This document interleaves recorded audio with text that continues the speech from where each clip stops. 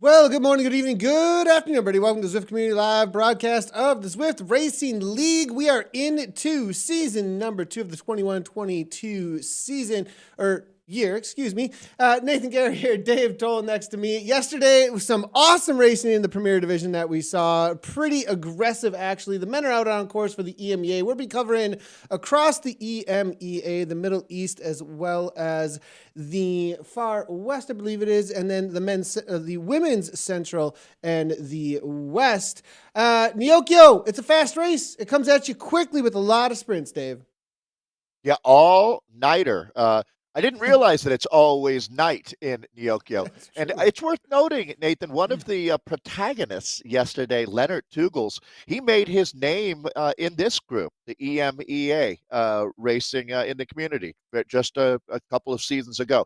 I know it's a little bit confusing out there. We're into almost like the Star Wars or Lord of the Rings. We kind of work in trilogies, right? We had that first season that was broken into 3 mini seasons there. That was the 2020 season. Now 2021-22.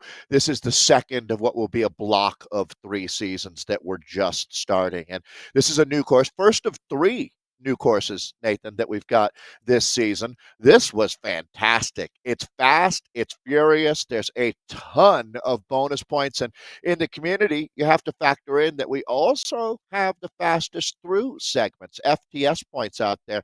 That's even another game changer, Nathan, isn't it?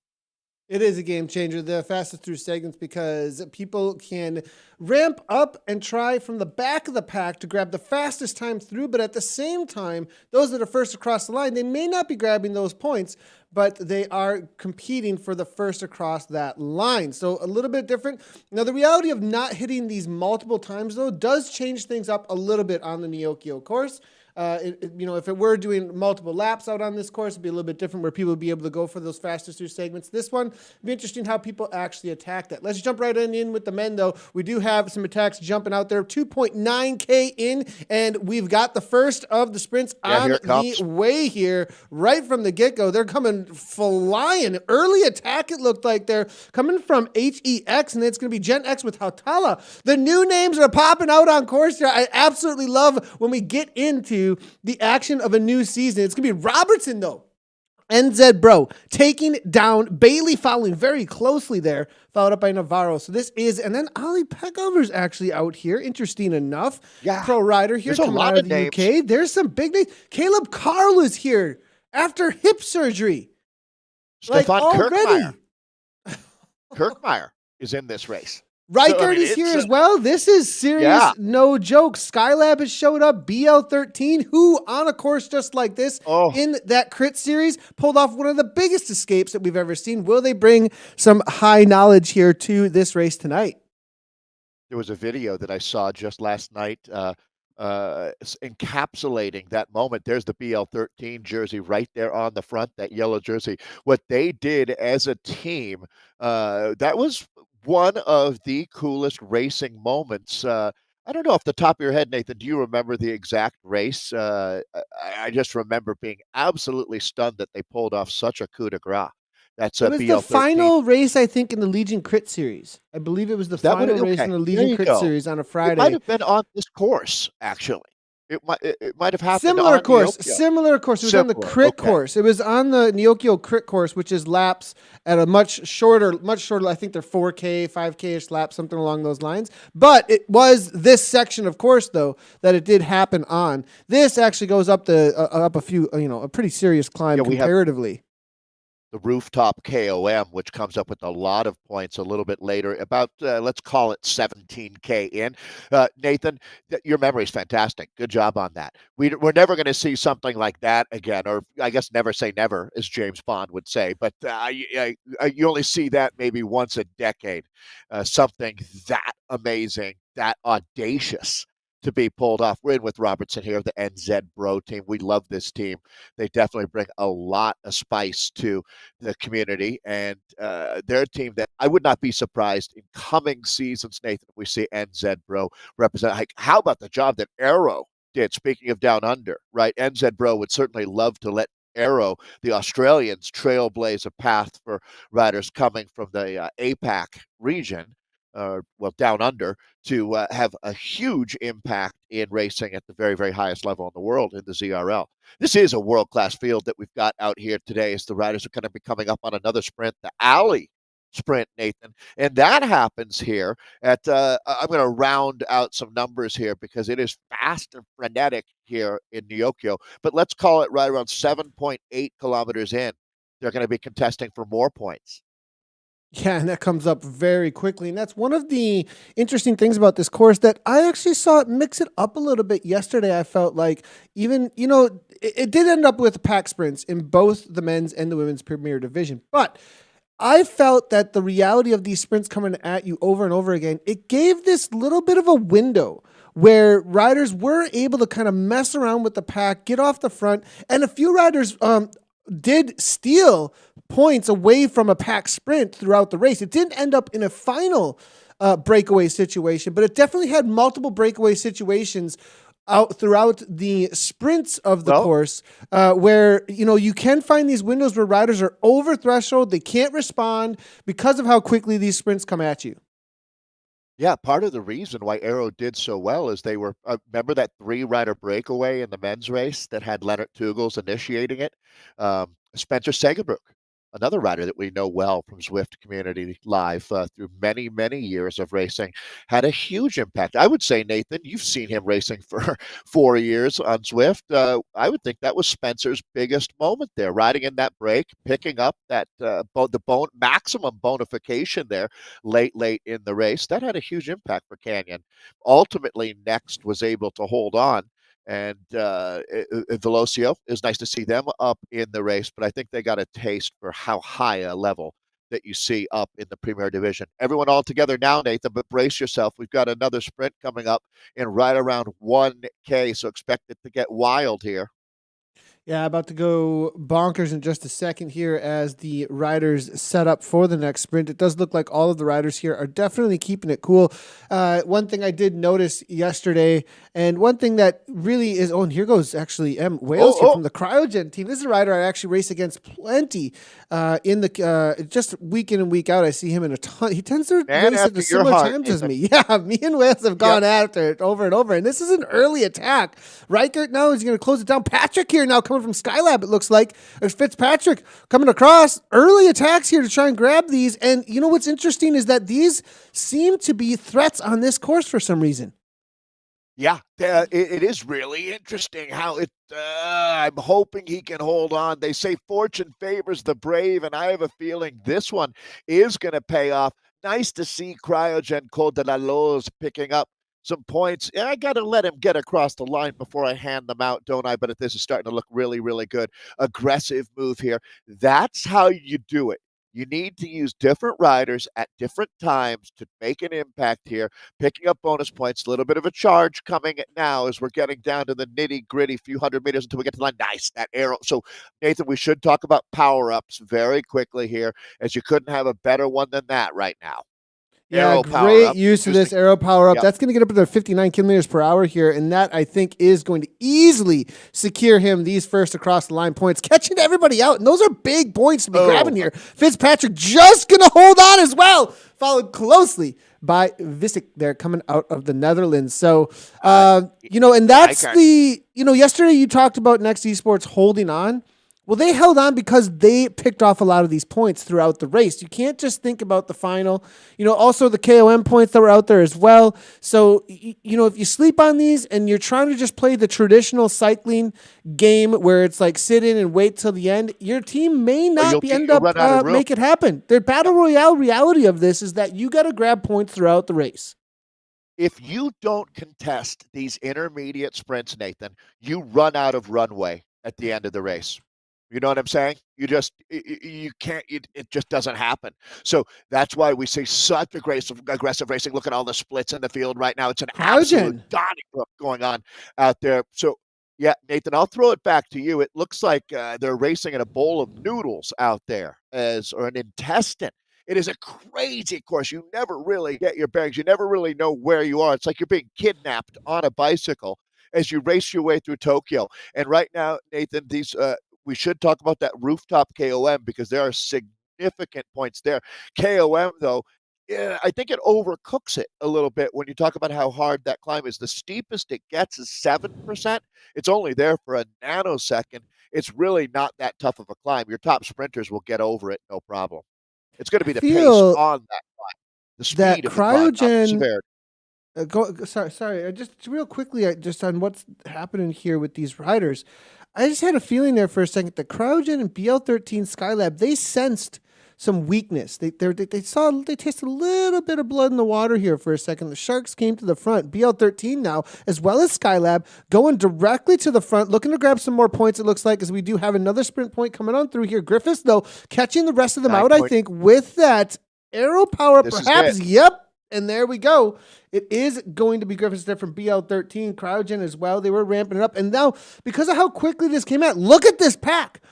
If they do not set up now, this could be an ultimate split and completely splinter what is a very high level peloton of riders. This is case in point. If anybody ever asks, Nathan, what do you mean racers make the race? Well, here you go. Exactly this. You would think, oh, this will just be a big group. You just sit in the peloton, no problemo. You'll make it for the final sprint, but that's not the case at all. It's gone absolutely ballistic. Cryogen came in with a plan, and they have activated it early and with authority. So that last sprint, if you say that looked almost exactly like the sprint that came early, it was the same finish line, just coming at it a different direction there. As the Castle reverse sprint has now been decided, these points are really stacking up quickly. They're stacking up like cordwood. But now we've got Tower to look at here, Nathan. That's what the name of the game out here today is. Just you've got to stay up near the front and be ready for sprint after sprint. It is like a points race on the velodrome in a lot of ways out here in Yokyo all-nighter. Racers make the race. We started with 66 riders in here. I think we're down to maybe 35, 40 riders. This has been absolutely blown apart with the pace that these riders are setting. We've had the sprints contested over and over again, but not just the sprints. Those little attacks in between have caused the riders to have to ramp things up and find the front with a high pace. Coming over the top of the sprints with some attacks. It's just been the speed. Sometimes it's because of the reality of how high the speed is. You're talking about a freight train that you just got to hold on to. Now another attack coming through for the next sprint. Now it's going to be Vermeulen from WEZ trying to grab some of these. Skylab, though, covering from Hill. It's going to be Kirschmer, though. Kirschmer, I haven't seen him actually on the front for many of these sprints. Now they are going to respond. I think the two Kirschmer riders are saying, hey, boys, we got to start taking these down. And there it is, starting to put their dominance on this race. Uh-oh. That's ominous, isn't it? The yellow and black of the Kirkmeyer squad are now going to do more damage. Someone better call FEMA out here, as this one is just going to be bodies all over Nyokyo. Now, Cryogen doing a great job of responding, and here comes the counterattack. It's just body blow after body blow being thrown. I love this course. It is so fun to have. So adding all of this activity along the way before you get to the finish is the name of the game in the ZRL, no question. There's a name that's familiar. Ben Hill, Australian, winning as we're jumping around here in a very select front group. I mean, who would have thought that this battle of attrition with almost, the vertical gain, it goes up or down, ranging from +3 to -3%. But I mean, even coming off of the rooftop KOM, which is coming up in a moment here, a moment, I should say, a few minutes, we'll be on to that rooftop KOM, which really is a couple K, not even a couple kilometers of climbing. But Nathan, on the backside of the course, you really don't even have a chance to super tuck. That's a rider that I was thinking would be a man to watch today as he closes this gap. Unfortunately, going to burn a match, just a mini match right there for Christopher Ashton. 177 beats per minute. I think he's in trouble. I think he's coming across, but that was a little bit of a where am I moment here. I mean, this is no joke. Riders here, Britton, Christensen here, Tanyan. I mean, these are names you would not expect to be in these kinds of positions here at this point. And these four just had to burn a serious match just to get back on terms to even be in the conversation any longer. I can't stress enough what kind of a pace has been set by this Middle East crew. Yeah, this is crazy. Europe, Middle East, and Africa, this has always been one of the strongest, if not the strongest group division that we have racing in the, I think Martin was saying the other day, I saw in some of the materials that were put out by WTRL, World Tactical Racing League, that there's 16,000 racers. I might even be selling that short, but I don't want to put my thumb on the scale either there. But it's amazing how many folks are involved. World Elite Zwifters, they're one of the really cool teams, Nathan. I love the fact that they've got a squad up in Premier, but they also have multiple teams competing throughout the different divisions, and they're always ready to bring. So this is World Elite Zwifters development squad: Baptiste Gabez, Christopher Hochschild, David Henderson, and Jordi Vermeulen that we've been looking at on that squad. Let's see how many of those guys were able to make it up into this very select group. And the reality of the fact that you're going to be on the rooftop KOM, if you've made it to this point, Nathan, I don't think you're going to get dropped on that KOM, but over the top, you're going to be in jeopardy if you're struggling because there's a lot of points waiting there. Jay Hill, a little bit of a dig, and I think they're trying to think about this move that could be made through here.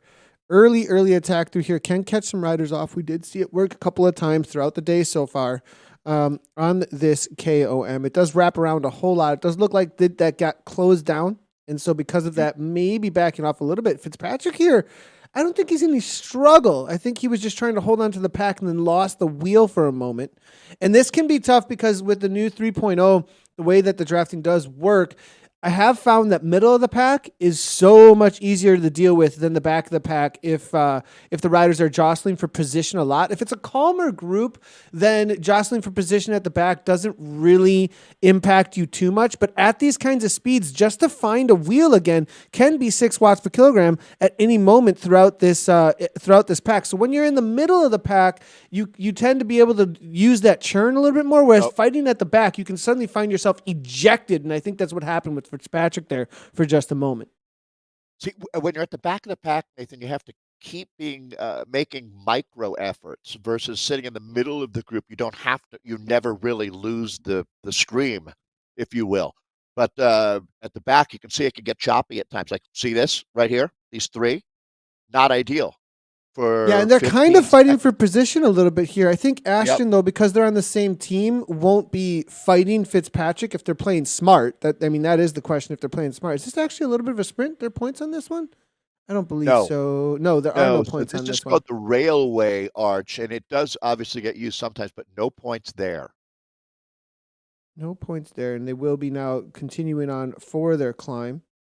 Fitzpatrick, it looks like, steadily making his way forward here. But as I was saying, I think at the back here, because they're not fake news sprint here. Fitzpatrick and Ashton, it looks like, not fighting for position. But you see this other rider next to him, the HEX rider here, a Lock. He'll be given a little bit of trouble here to Fitzpatrick as they fight for that wheel right in front of them. You see how they kind of have to bump the watts per kilogram up a little bit to kind of get around? Ooh. And now Fitzpatrick moving his way forward. I think they can see a little bit of a gap here forming between the other riders in the front of the pack because the pace is starting to lift as they look forward to the KOM. And that's some meters you don't want to have to close if you're looking for points here in the next 500 meters or so. Yeah, who wants to start in a deficit, right? That's where, sag climbing, it's not imperative to sag climb on this climb, and actually that's really not the name of the game at all, but starting at the back of this group, you're just starting on your back foot, that's for sure. I'm distracted by that train because when you look at these guys at the speeds that they're carrying right now, they're absolutely flying. This is going to be a 35-minute race. Matt was telling me that those trains are carrying robot parts for a giant robot that's being built somewhere. I don't know if you knew that. I had no idea. I didn't the devs did not let me know there were any giant robots being built anywhere. But I'll be on the watch out for the robot that's going to be chasing us through our intervals. That would be an amazing. That'd be actually a pretty amazing.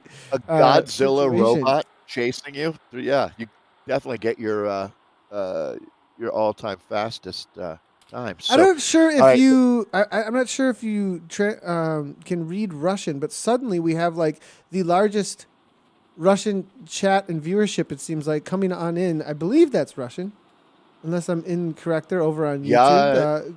Yes, знаю говорить по-русски.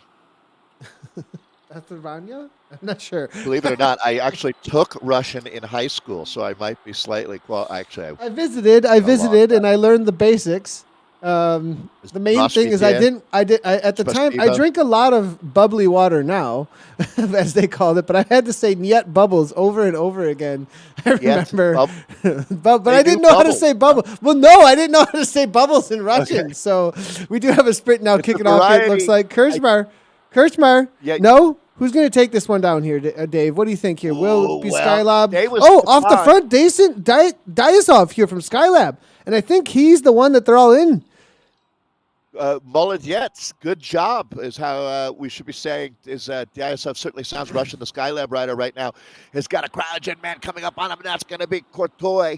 Let's see what happens here. So it's amazing on this course how the sprints and the finish lines usually aren't in view until the last 70 meters or so. The only sprint, the alley sprint, is the one where you can see the line for a couple hundred meters. But, I mean, you are constantly going left, right, up, or down on this course. You feel like you're racing through parks and parking lots and people's patios as we right now take a look at a small gap being opened up. Unfortunately, there's a bit of a descent that comes up after you come over the top of the rooftop KOM, but some real action going on here, Nathan.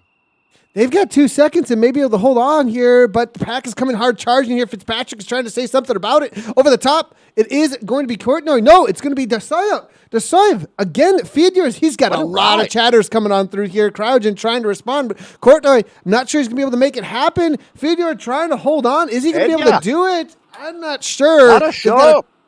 They've got a couple of more meters to go here yet. And this is back and forth, but I think they've broken the pack.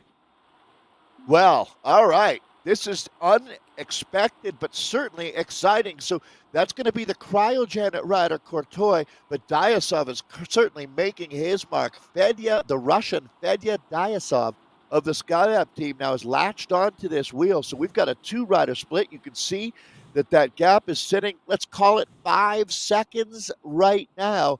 And we're down to the meat and potatoes of this race because they have got, let's call it 24.6 should be where the finish line is located. So, Nathan, we're into the grand finale with a 2-rider move. Now, 2 might not be enough, but it's certainly going to be spicy. Adia is going to get it here at the last moment. He played it so smart, sitting in, waiting for it, and grabs those points across the line. Kirchner ends up with the 3rd point across the line here. Now over the top. Will there be... No, look at this. A little bit of a drafting power-up. That's sad to see, actually, for Fedya, as I'm not sure he's going to have the power-up for the finale. We'll see what ends up playing out there. Kirchner now trying to come across to these riders, perhaps. 5 watts per kilogram. I think they think this is the moment of truth, actually. I'm not sure they want to commit too much to this, as this is a hard charging pack.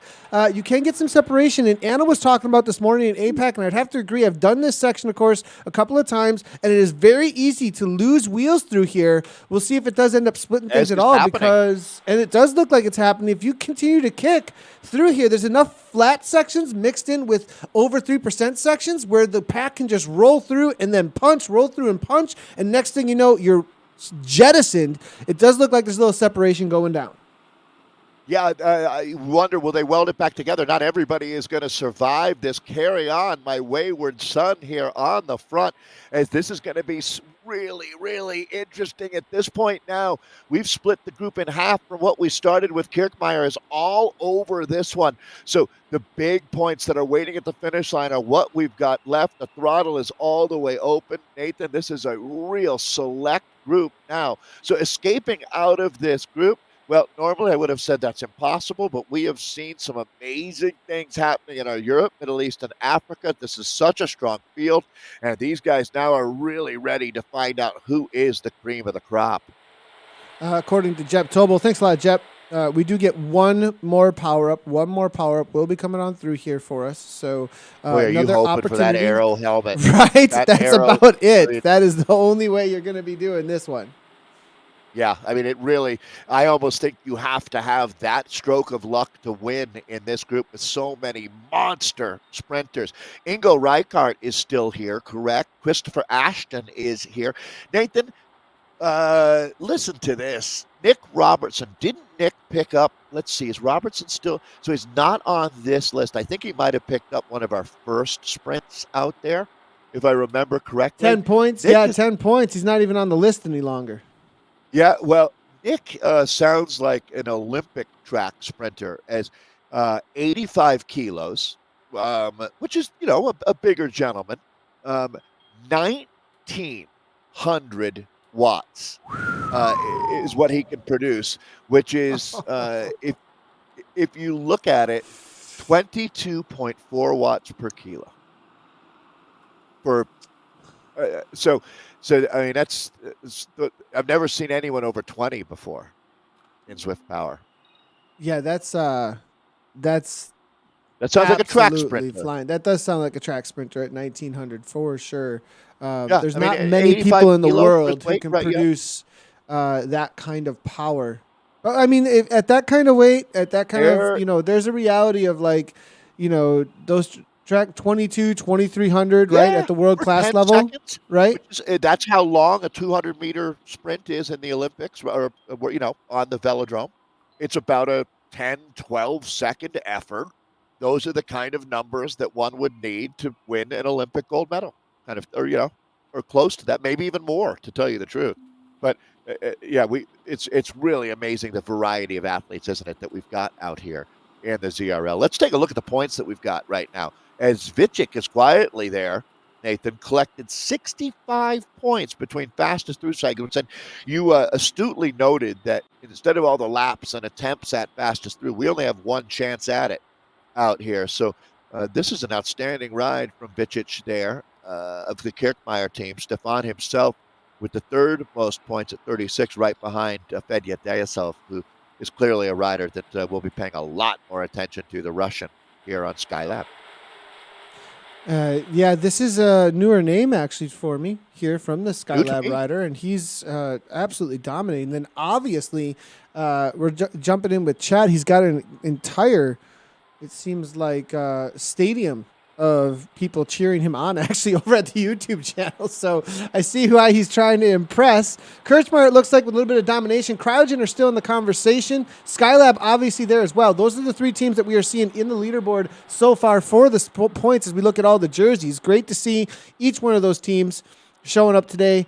Who will it be for the win is the question at the end of the day. We will be able to get across the line results for you, everybody, when it comes to the teams and how they end up playing out. We're going to have to head on over to WTRL.racing because we've got more coverage coming at you. In 15 minutes, the women's racing will kick off with the Central, and we'll be jumping in with them. We did see some cheering going on for Socks for Watts already over in the chat. I did see Charlotte Backus, actually, from Team 2024. Good to see you hanging out in the chat.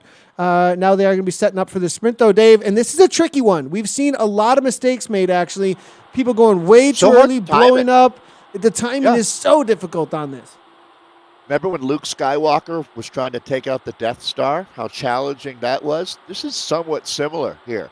I mean, you have got to find that seam perfectly, and especially sprinting with these animals. There's no doubt that any misstep, and you'll be out of the action. What is going on here? Fitzpatrick? Wales off the back? I mean, this really surprising development here. Through the arcade.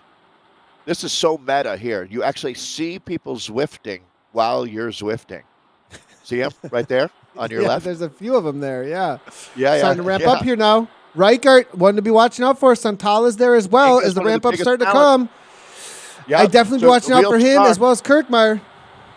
Yeah, I mean, the whole team right here looks like they are swarming like bees, which is appropriate.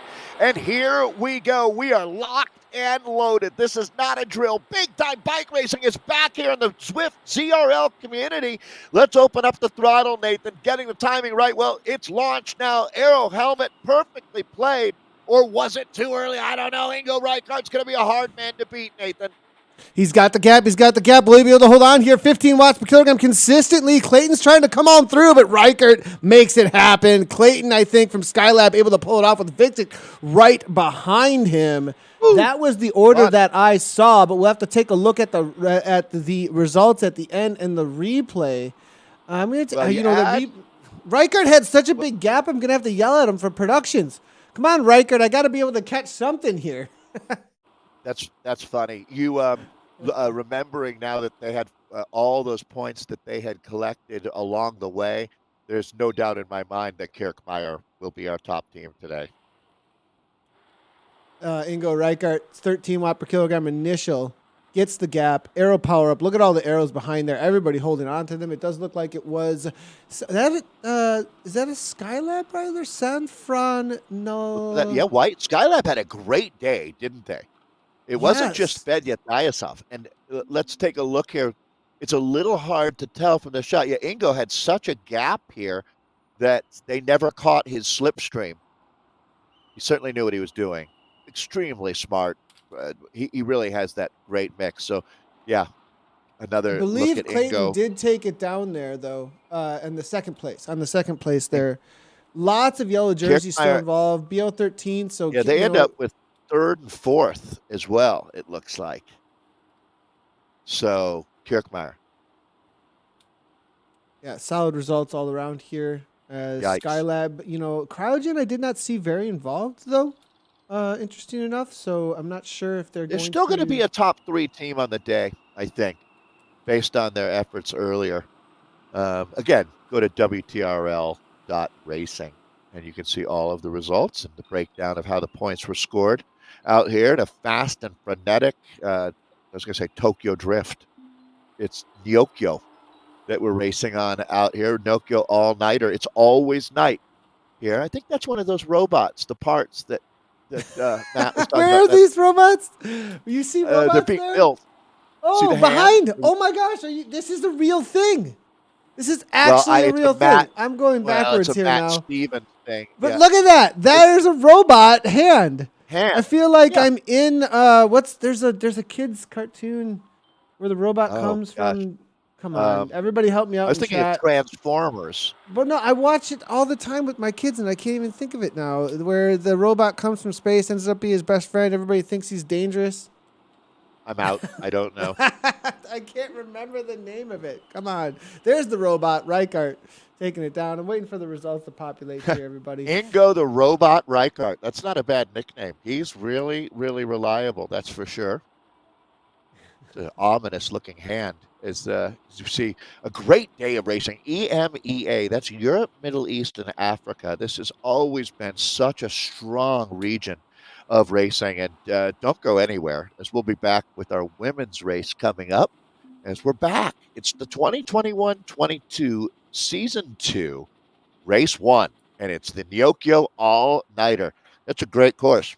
You caught me with banana in my mouth. Banana time. Banana time. We got to see Dave's got to stay fueled as well. Got to stay fueled up, right? Dave's got to stay fueled as well. Looking at chat here, we've got a lot of viewers. Great. Iron Giant Robert Smith, thank you so much. That is the name of it. And that is one of the best. This is not a marketing promotion whatsoever for who made that? Was it Disney or was it? I think it might. I'm not sure which one it was, but it awesome sounds like the theme of it is don't judge a book by its cover. Everyone assumes it's a mean alien robot, and he turns out to be really good. Yeah, 100%. Ingo Reichart.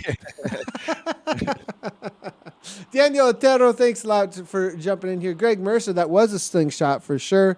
We appreciate everybody hanging out in chat. We've got the women's race coming up in 10 minutes. We're going to take a 5-minute break and be back. We'll be able to take a look at the results here as they do come in. We're waiting for some of them to populate. So 5 minutes, everybody. We'll be right back for more racing out here for the Zwift Racing League. We are into Season 2 of the 2021-22 year.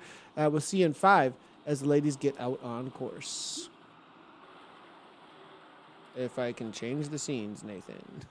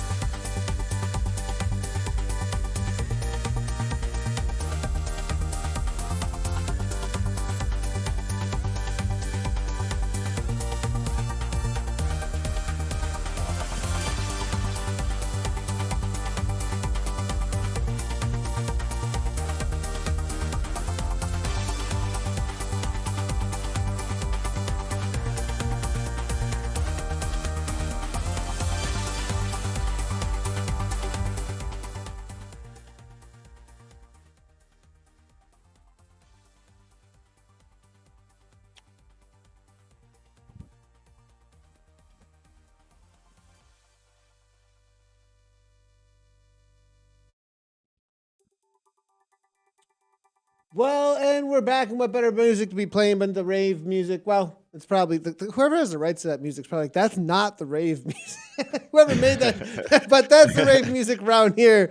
As we're jumping in with the ladies about to be kicking off. I did just see a story posted by Charlotte Backus, actually, from Socks for Watts. It looks like Socks for Watts are going to be out here hammering away with us. But we do have some results, actually, from the men's race that just went down. Let's go ahead and take a quick look at those, and then we'll be jumping right out on to course with the ladies in about 3 minutes and 28 seconds. I do see a lot of people actually in chat very excited about this women's race. It's going to be fun to watch. On the men's side of things, though, for the A category, Dave, take it away here. This is the Middle East Div 1.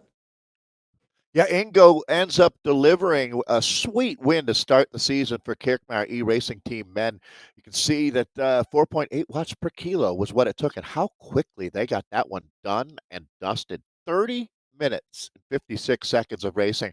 Matt Clayton and for Skylab, they had a great day today as well, and the rider out of the United Kingdom ends up as your silver standard. Lac Amery taking the bronze medal, the French rider on, and quietly delivering a great result for Hexagon 2. Then you've got Robert Visic, who picked up a lot of points along the way in the intermediates for Kirkmeyer E-Racing Team, ending up with the 4th place on top of all the work he did throughout the race. Stefan Kirkmeyer, the team's namesake and captain, and the Austrian ends up in 5th. David Bailey for 6th, Mark Elding for 7th, David Henderson in 8th, Joe Hill 9th, and Dave Griffiths in 10th. That doesn't tell the entire story. Well, it does tell you the Kirkmeyer story, but obviously you combine the points from the finish with all of the intermediates, the KOMs, and that's how you end up with a win in the WTRL to find the top of the table. It's not just Ingo, but having that super strong Kirkmeyer team makes a huge difference. I'll throw it back to you, Nathan, as we had a lot of racing out there in Europe, Middle East, and Africa, Division 1. In the B category for all those, we didn't have the images for this, but we can have the results for you. It is going to be Jens Schumann there from Fabrik Watt Gokel. I hope I got that. Assuming a lot of German in there. 33-23. There'll be David Squirrel coming on through for the Dirty Beast Goats. Eric Sukels for Kirchmer B2 Honeybees. Ludwig Karlberg for the Dirty Beast Goats as well there. It's going to be Florian Halstenbach there for Kirchman B. The Honeybees dominating here. Ryan Dummer in there as well for 6th. Michael Kohlross there for 7th. Klaus Nielsen coming on through for the DZR. That's going to be Danish Zwift Riders Mighty Maniacs for 8th place there. Christian Tepek followed up by Aki Silander for VCHC. That is going to be your B category. Looks like Aki put out a solid 4.0 watts per kilogram, maybe a lot of attacks off the front, but that does not always pay off in the end, as you see much lower there at the top of the results board in the C's. Yeah, we talk about Zwift craft and how important that is, and today would have been a great example. Well, we're really seeing the Russians come on strong. This is going to be the superbizon.cc team, and look at those watts per kilo, 5 watts per kilo there. Which group is this, Nathan? This is going to be the C's. I'm wondering if they just came across the line, perhaps, or waiting on maybe some more results coming on through for them. And those watts per kilo are exceptionally high for a C. For a C and a D, situation here. So we're going to wait and see what's happening there. Real high watt numbers. Yeah. Let's go ahead and jump right on down in with the ladies race. They're about to jump out on course, and then we'll see what's happening with those the rest of those C and the D results. Apologies, everybody. I did see the chatter coming on through in chat asking for some of those. We'll see if we can grab some more information for you as soon as possible. The ladies taking off right from the get-go here. And I did see some big names. Siri Hildonen was in here. Charlotte Backus is here. We're seeing Rachel Elliott. Irish is here as well. Did you see Rachel Elliott? Is Rachel Elliott actually racing with us? I did, with the Socks for Watts. Unless I'm misreading something, I believe she did take the start. Let's see if we can find her. Well, obviously that's going to be definitely a changes everything. Changes everything, because you could. This is we say, oh, you can't get away. You can't get away. Well, Irish is saying maybe we can. 6 watts per kilogram from the get. She's got a 1 second gap right from the get go here. First off, how can you not love this? So first sprint comes up so early. I don't know that we've ever seen it earlier than 3K in. but that's where the first points are on offer. So I could see a brave rider trying to maybe catch everybody off guard. The thing about these races is they start so fast anyways, Nathan. They're trying to sustain an effort off the front. Unfortunately, gets paid pretty quickly, like a 20-year-old Dave's checkbook. It goes into a negative balance pretty quick. So taking a look, you can see, Nathan, though, already multiple riders are playing the chasing game here, and we're not even 1K in. It just shows you the speeds off of the line. They just bury it as they hit out, and that's never going to change. Yeah, right from the get-go here, right up in the 42 kilometers per hour on an uphill grind, actually. So obviously flying immediately here. As Irish continues at, I mean, she's got to put out good for her for not almost getting 5 dropped watt per kilogram right from the get-go here. This rider is not taking the start of this race by any means easily, trying to make it difficult for everyone. Let's go ahead and take a look, though, as far as the teams that have shown up here today, Dave, and who to really be watching out for. Well, how can you look past NZ, bro? They're back, this New Zealand team. There's just a movement coming out of New Zealand in esports that is, you can't deny it. Ali Kimber and Thea Oliver, Danielle Truoon. Truoon is absolutely a rider to watch. She can make 11.8 watts per kilo on Zwift power for the finish. So she's there. Red alert, danger woman for sure. Emily Hanbury, Sierra Sparkle. And she races for, I know you love this name, the NZ Bro Arwen team. And then Susan Gardner, who has no allegiance to Lord of the Rings. Might have a crush on Arwen, so yeah, I'll have to go with you on that one. Was Arwen the elf? It sounds yeah, like yeah, an elf Aragorn name. and Arwen, king and queens, the king and the queen at the end of the day. So absolutely love the whole story behind there. Rachel, no, yeah, Elliot's here. So, yeah, let's go ahead and talk Socks for Watts. They've showed up with a pretty solid crew here. Charlotte Backus, Dear Taylor. It's going to be Emma Scott, Catherine Von Hein, and then Rachel Elliott all showing up for Socks for Watts. It's a serious crew. I wouldn't be surprised to see Rachel Elliott trying to put the pressure on through some of the sections here after the sprints, perhaps. Yeah, or how about that rooftop KOM, which comes up a little bit later. I always... in my mind, don't want to assume that people have been watching racing on this course. We love it. This is Nyokyo. It's the all-nighter. It's always night. This is an expansion in the McCurry world. And there's so many Easter eggs. We're talking about our colleague Matt Stevens pointing out the giant robot that's being assembled. It's just every time you race on this course, you learn something new. However, these are not laps that we're doing. This is the longest continuous route that you can create in Nyokyo. This expansion is relatively new. Racing out here, I think maybe 2 months ago, was the first time that we saw any racing here. We did lucky enough to work with the Legion of LA team and the Williams brothers, and we had Corey out racing with this. The first time I ever saw a race here, Corey was participating, and so we had a nice chance to learn this course. Now, that first sprint has just happened. Let's see how this scores. Yeah, it comes up so quickly, doesn't it? 3.3K in. Riders getting tailed off the back. It's a long, stretched out front group here, but it looks like, well, we'll have a chance to look at how those points score, but before you know it, we're sprinting again. There's Socks for Watts and Rachel Elliott moving up. Is that Helen McKay as well? McKay's here as well. I didn't actually see her in the start. I didn't either. But she's obviously here. Obviously here. And showing up and covering any kind of moves. I do want to just highlight something that hasn't been said. Turbo. That's why. Gotcha. Well, that makes sense because she has been a turbo rider for a long time. So. For sure. Maybe just jumping back in here as far as the ZP goes here. But I just want to real quickly talk about this team, Canyon Beta, and they are the ones who just took down that sprint. Actually, be on the watch out for them. You know, if we take a quick look here at this replay, you see nothing but Canyon Beta at the front. It is going to be Vanderplas as well as Sammy Stewart there taking that down for the first two across the line.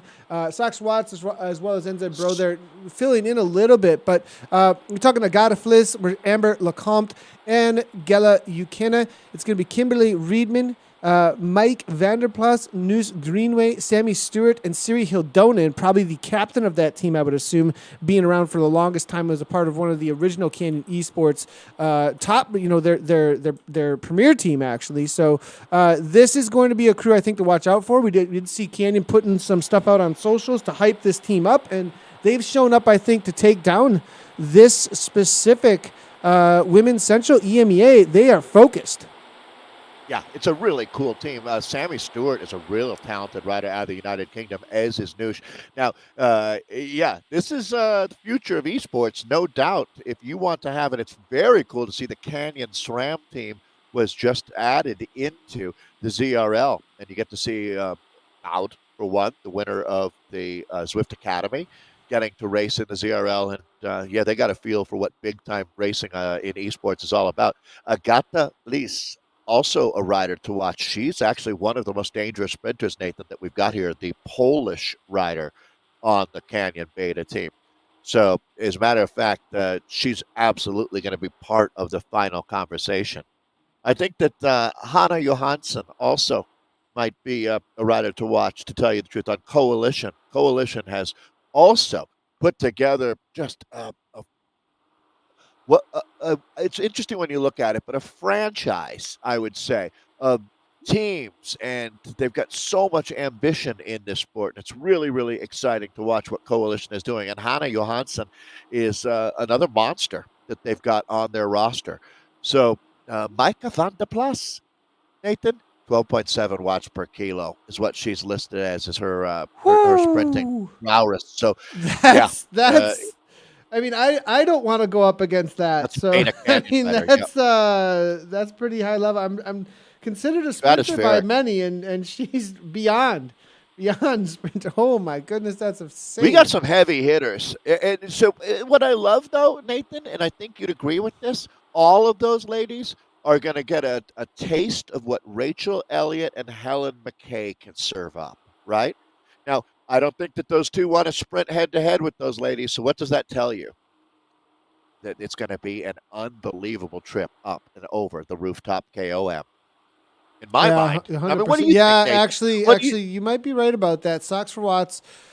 And with the talent that they're bringing today, I'd have to agree with you, because McKay can hold on to some pretty solid it seems like it's their FTP efforts. I would not be surprised if we saw.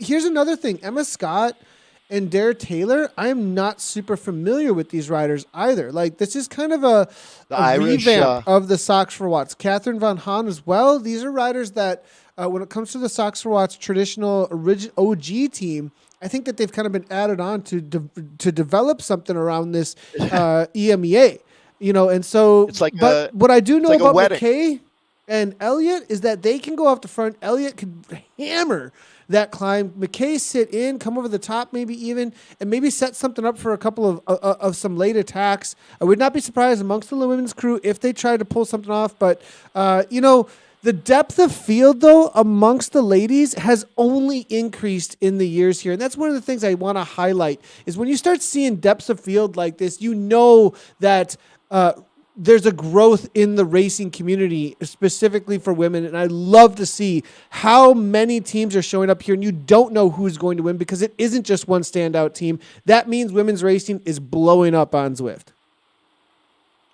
Socks for Watts, like a wedding, Nathan. Something old, something new, something blue. Well, they've got a nice mix of some of the old standby talents on that team.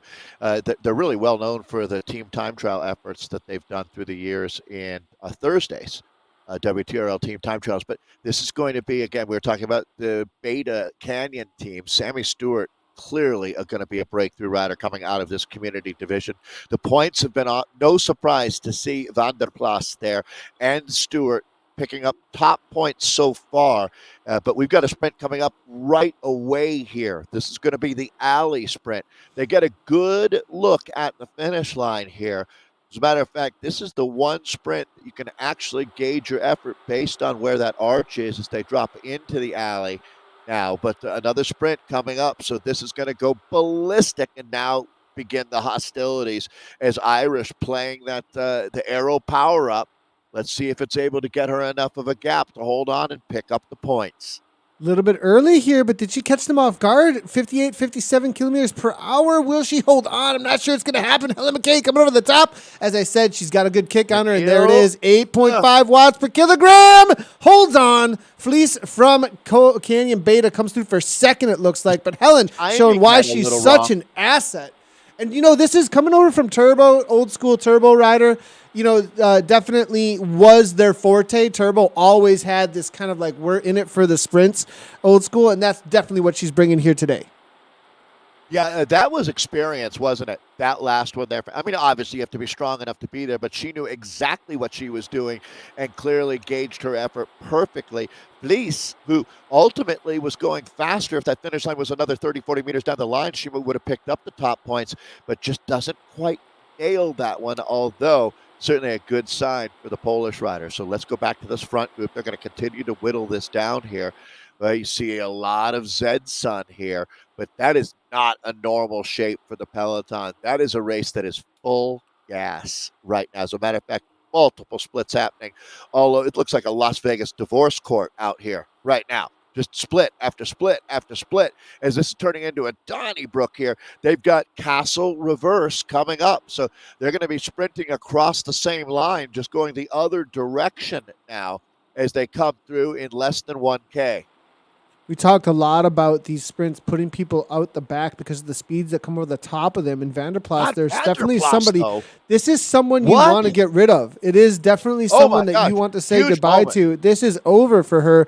Well, it looks like Weimheimer from Ravon and Greer, they're going to pick her up as this chase group, but that's 4 seconds. This is gone at this point. Did somebody head to the front, see the little bit of a chink in the armor? It will be Rundqvist, actually. Yes, who's looking to try and take down this next sprint section as they come on so quickly to the next one. And because they come over the top over and over and over again, 198 beats per minute, everybody's heart rates are through the roof. They can feel them in their throats at this point. Teresa D here from BBB coming over the top here, but is it going to be enough for Rundqvist to hold on? I don't think so. Cameron from BBB, I think maybe. No, Rachel Elliott perhaps is going to make this happen. Or her teammate going by Kagstrom, right? I mean, this is you're right. Kagstrom took it down. Elliott there, the next one across. Holy cow, Swedish Swifters, well played. Asa Fast Berglund, Cornelia Egström, Louise Rundqvist, and Malin Kagstrom. These are very familiar names, along with Sarah Lundin. And they clearly using their Zwift-craft, and you can see they've got 3 riders setting up in the top 10 right now. That's going to be Rachel Elliott. We talked about how she's a game changer out here. Helen McKay also sitting up here near the front. This is a very, very big moment in this race. We're not even halfway through Nyokyo All-Nighter, and you can see that half of that group is in trouble right now. They're like a lifeboat on the Titanic. They're going to be taking on water any moment. And here goes another attack as it's This is the Pop going over with Van Boven now. Some new names here, but this is the Dutch rider, Van Boven, who has put at least 2 more riders out the back end of the group. They are punching tickets left, right, and center out here in an incredibly animated. I love this course, Nathan. Really, really love it. Rachel Elliott is still there. You get a feeling Rachel Elliott's like a ticking time bomb for me, Nathan, in this group. There's going to be a moment where Rachel becomes the story here. I'm not guaranteeing that she can win this race, but she's certainly going to have a huge, huge hand in the ultimate outcome today. The reality of the whittling down of the pack here at this point, I think also really, really speaks to whether or not Socks for Watts or any of these other teams are going to be able to play off any kind of a breakaway situation. You do have to kind of keep a pack small. You have to decimate it prior to when you actually want to make something happen on a course like this. And if they get this down to 20 riders or even less, I would even say at this point, with the way that things are going, that it could be a situation where you do have a breakaway sticking. Now, Kagstrom here looking to try and make something happen, but no, it's going to actually be off the front. Z-Sun Flowers with Ellie Cameron. They've got to jump. Yeah, you could see Sammy Stewart there, the Canyon Dev rider, moving all the way from the back to the very front. So she realized that now was the time, but a little bit late here as Allie Cameron. Let's see how we score this. Tennille Irish back up there. She's having a tremendous ride today, is Irish. We have to go back and take a look at how that one scored. Fleece is still there. She's contesting everything out here, the Polish rider. This one's going to come right to the line, it looks like, here between these two riders, though. It's going to be Denman from Zed Flowers, I think, just nipping Ellie Cameron there. Vinopia from coming out of Finland, I believe. Solid little kick, but that was the situation. We'll see if we can get some points here in just a moment for everybody. But because of the nature of this course, again, riders struggling just to hang on. Look at these heart rates, Dave. This isn't sitting in. There's no sitting in on this course, it seems like not here. even close. These ladies have just taken the gloves off. Fleece off the back now as well. These are riders I was expecting to be in from the get-go here. And now, again, Beta getting ripped apart, it looks like. Fleece just going to get back on. Rave here with Taroni as well as Taylor from Socks for Watts off the back, though. Chase group of 4. We saw this in the men's race at this exact moment, right before the Queen of the Mountain, King of the Mountain section, using a burrito on her chasers. Oh, no. This makes things rough on everybody on the chase here. Taroni maybe not wanting them to come across with her, or perhaps just saying, I got to get rid of this. And this is 25 riders. Yeah, wow. 25 in the front group. This has been outstanding to watch. As a matter of fact, how enjoyable was the first half of this race? And we're just getting going out here. What's been interesting to me now, Nathan, to tell you the truth, so I thought Canyon Deb was without a doubt going to be the biggest danger with two of the fastest sprinters in this race. But it was only a matter of time until this moment right here, right now has happened, as it looks like Rachel Elliott has attacked. You called Rachel it, Elliott Dave. You called it. Into the middle of the table. The other teams did a lot of work for Socks for Watts, Nathan. To tell you the truth, Socks for Watts had the table set up by someone else, and now Rachel Elliott is ready to dive into this. It looks like a mincemeat pie of Watts. Let's see how Rachel Elliott's going to do here now. Nathan, what do you think? I mean, I know you love this moment. You love the breakaway. Rachel Elliott is such a star of the sport. Can she solo from this point on? It's 10K from the finish. Normally, you know me, I would say not a chance. But with Rachel Elliott, I have to believe she's one incredible athlete. As far as the level, one thing that I'm going to have to say here is that amongst the riders in the pack, I'm not sure that we have the FTP talent to bring her back. I know I've watched her walk away in real life esports events. I've seen her do it over and over again over the years, in these virtual events as well. The years, I just want to jump in there, Nathan. When you say over the years, let's give some perspective here. Rachel Elliott goes all the way back, along with you, credit where it's due, to the very, very first esports competitions. I mean, it feels like a long time since we've told this story, right? But Rachel Elliott in the Wild West, early days of esport racing, was heavily doubted. People are like, who is this lady from England, and what she's doing just doesn't seem possible. She showed up in person, correct me if I'm wrong, but Las Vegas, I want to say, and actually, her first time was London. Her first time was London. London, yeah. Which makes even more sense. She didn't have to travel across the globe. But so in London, she shows up, and I think a lot of jaws hit the floor when they realized that this woman is real. And one of the most, you want to talk about, you're talking about that iron robot, don't judge a book by its cover. Well, if you met Rachel Elliott in the airport, you would not think you were looking at a world-class athlete, would you? I mean, very unassuming, just a person that what she has inside of her is unlike anyone I've seen in sport. And it looks like Van she might get some Boven understands the situation. Yeah. She understands the situation. Need to go across. This benefits Rachel Elliott, to tell you the truth. Because rather than Van Boven helping a bunch of other riders get up to Rachel, having her join Rachel Elliott would ultimately increase Rachel Elliott's chances of winning this bike race. I really believe that. Although she does have to deal with Van Boven, and if she can bridge this gap, clearly she can beat Rachel Elliott. She's at that level too. This is what bike racing is all about. You know, in order to win, you have to risk losing. And if you're afraid of risking losing, there's no point in trying to race at this level, because you're not going to ever win. You're just going to fill pack. And I mean, being pack fill's not a problem, but if you want to be a champion, you got to play your cards. You've got to take risks, and that backfires more often than it works out. but it's what sport and athletics. That's why Rachel Elliott, I said unassuming. Yeah, unassuming maybe if you met her in the airport, but she's a gladiator. One thing I mean, I Van do, Boven is not guaranteed to catch her. yeah, and here's the thing with Elliot is that she understands how much time she actually needs. Another rider may wait, okay, I should wait up for this rider. We'll work together. But she understands that on this climb, I need to get as much time as I possibly can in order to stay away here.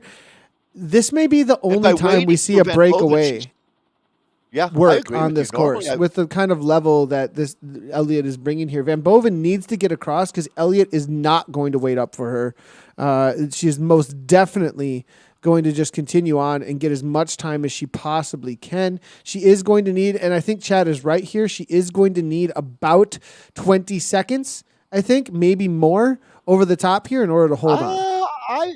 You know what? It's rare that I would argue the other side, but I think that she now just drops into a steady state effort. She has so much experience, talking about Rachel Elliott here, that she's got a very good chance. I don't think she needs 20 because she can gauge her effort off of the chase as well, right? So I'm gonna really let her experience bring me over to thinking that Rachel Elliott can actually make this stick with less than 20 at the KOM too. I think even with 10 at the KOM, she could still do it. Because the reality of what kind of a pace she could just hold over the top, you're thinking, and stick it to the rest of the pack. And she knows that when she started this, that she was in for about 16, 17 minutes of it, right? And she knows exactly what she can do. I don't know that there's an athlete competing in esports that understands their own physiology better than Rachel Elliott. And please correct me if I'm wrong, Nathan. No, I'd agree with that. She knows what she can hold. She's got multiple in real life in the past years. She's not panicking. Time trial championships in real life. She knows how to TT. That's her forte. She knows exactly what kind of watch she's going to hold all the way. And this is just an athlete. When I've seen her suffer, she almost enjoys the suffering. You can see it. And so this is her it's her wheelhouse. Happy place. It's her happy place, right?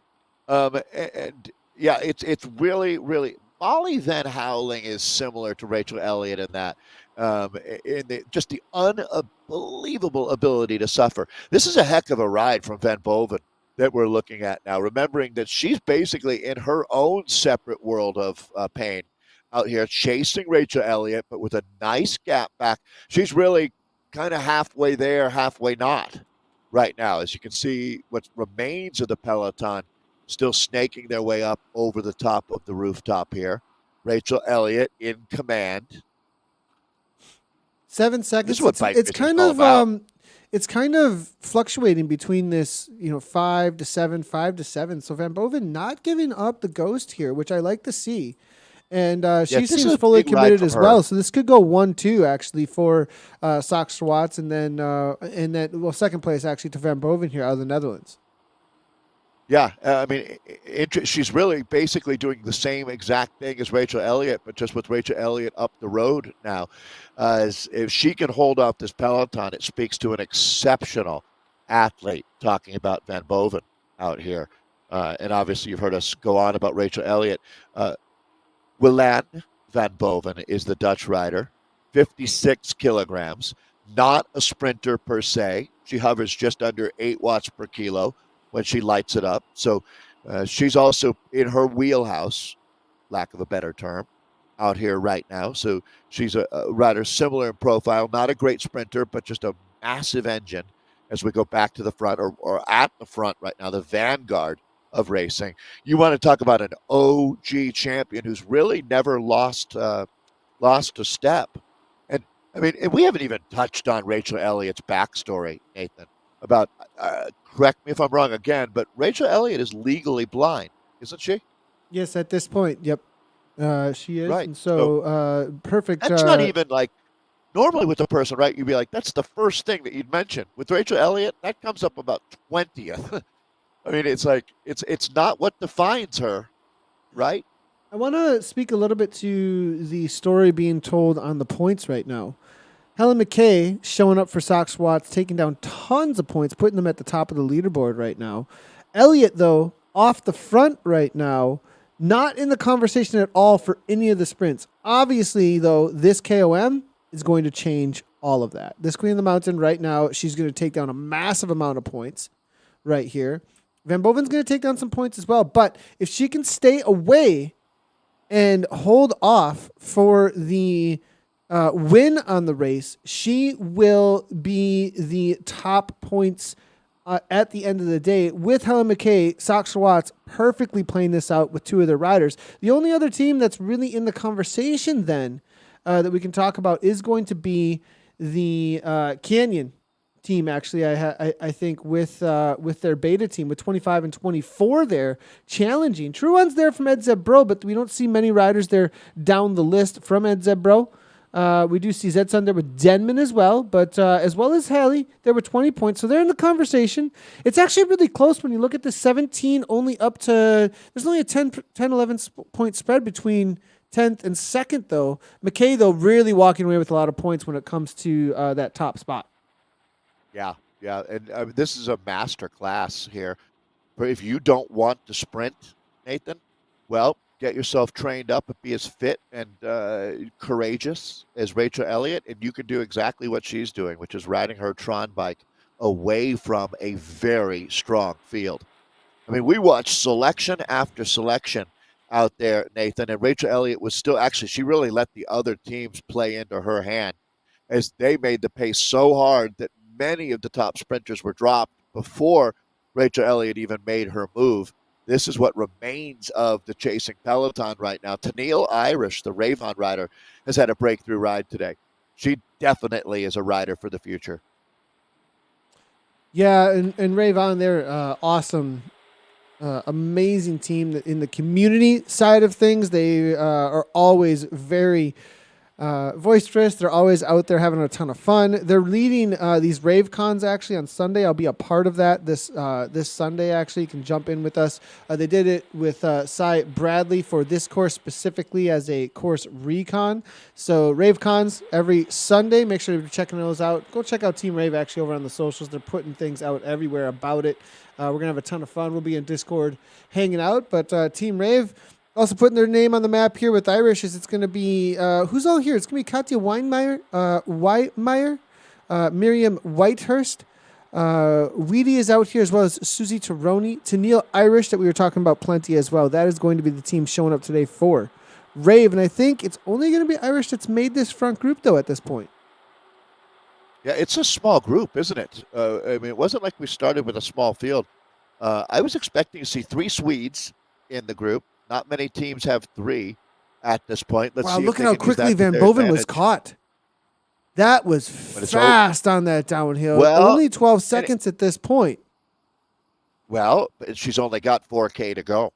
So they need to bring back 3 seconds per K. Not happening at this point. Not happening at this point. I don't think so. Was caught, but Rachel, I think at 5.8 watts per kilogram, nobody's going to the front at more than that, I don't believe, unless one of these teams gets super organized. And to be fair to Willan Van Boven, who's still sitting right on the front of this group here, is that Rachel Elliott is a proven gold standard. What Willan did there was really, really impressive, trying to bridge across. And that's part of the reason why, if you're Rachel Elliott, you don't wait. But backing up what you were saying, Nathan, no reason to wait for that, and made the right call there. She soldiered on, didn't give up any time waiting for an athlete that ultimately wasn't quite at the level that she needed to be at. But certainly Van Boven is going to be one of the strongest riders in this season here for these women after what we witnessed there. And she's still riding up on the front, leading the chase here. And you can see that her team, now it's interesting when I look at Zwift Power, the Dutch rider here, it must be Team NL, it is, Team Netherlands that she's riding for. And they also have 3 riders up in this front group. So the Swedes and the Dutch, pretty good shape right now. But ultimately, and Helen McKay is just sitting on this chase. She's got her teammate, Rachel Elliott, up the road. Helen McKay could very well make it a 1-2 out here now for the Sox for Watts team. They have quite a ride. Mean, Rachel Elliott, as you say, master class. I mean, Elliott off the front, and then one of the best sprinters in the race just sitting in. perfect situation here for Sox Watts. And the reality is the rest of the teams, if they want to do anything about this, just have to set somebody on the front at 5 to 6 watts per kilogram over and over again, waste their matches, and not be ready for the sprint. Set Sox Helen Watts. McKay up. I mean, this is chess at its best, really. It is. It is. It's like the Tai Chi here, because the harder they chase, that makes more of a chance that Helen McKay is going to get second place. She's just going to sit on and let them wear themselves out, and she'll attack in the last 500 meters. And this is so perfect. Sox for Watts really is showing us how it's done. But you have to have the ability. It's not just the tactical knowledge. You have to have the ability. And Rachel Elliott is one of the greatest of all time. 12 seconds here at this point. They are not coming back. So now the reality is well, look at this. I'm not saying they're coming back, but it's not like they're just giving. I mean, 4 watts per kilogram on the front from Team NL. They're not messing around. It needs to be 6 for them to catch. Yeah, I mean, really, and they almost need to be using power-ups at this point as we're into the final K here for Rachel Elliott. Elliott's going to take this down 6 watts per kilogram. Now we're seeing from Rachel Elliott. Going to hit this arcade and collect a couple of coins as she goes on through. Time to stop and play Donkey Kong. If she's not very good at it.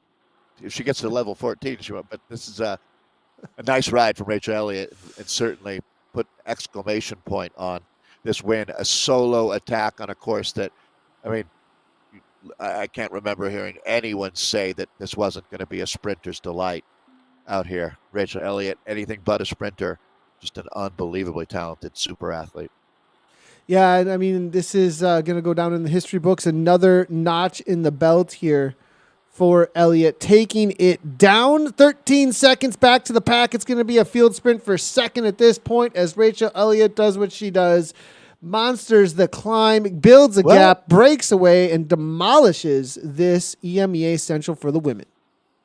I'll be interested to see what Tennille Irish can do, the Ravon rider, in the sprint. Zed's son also having a good day out here, and they'd love to pick up some points and move up on the tables. This really sets the standard for what's going to be an interesting 6-race season 2 of the 2021-2022 block of racing.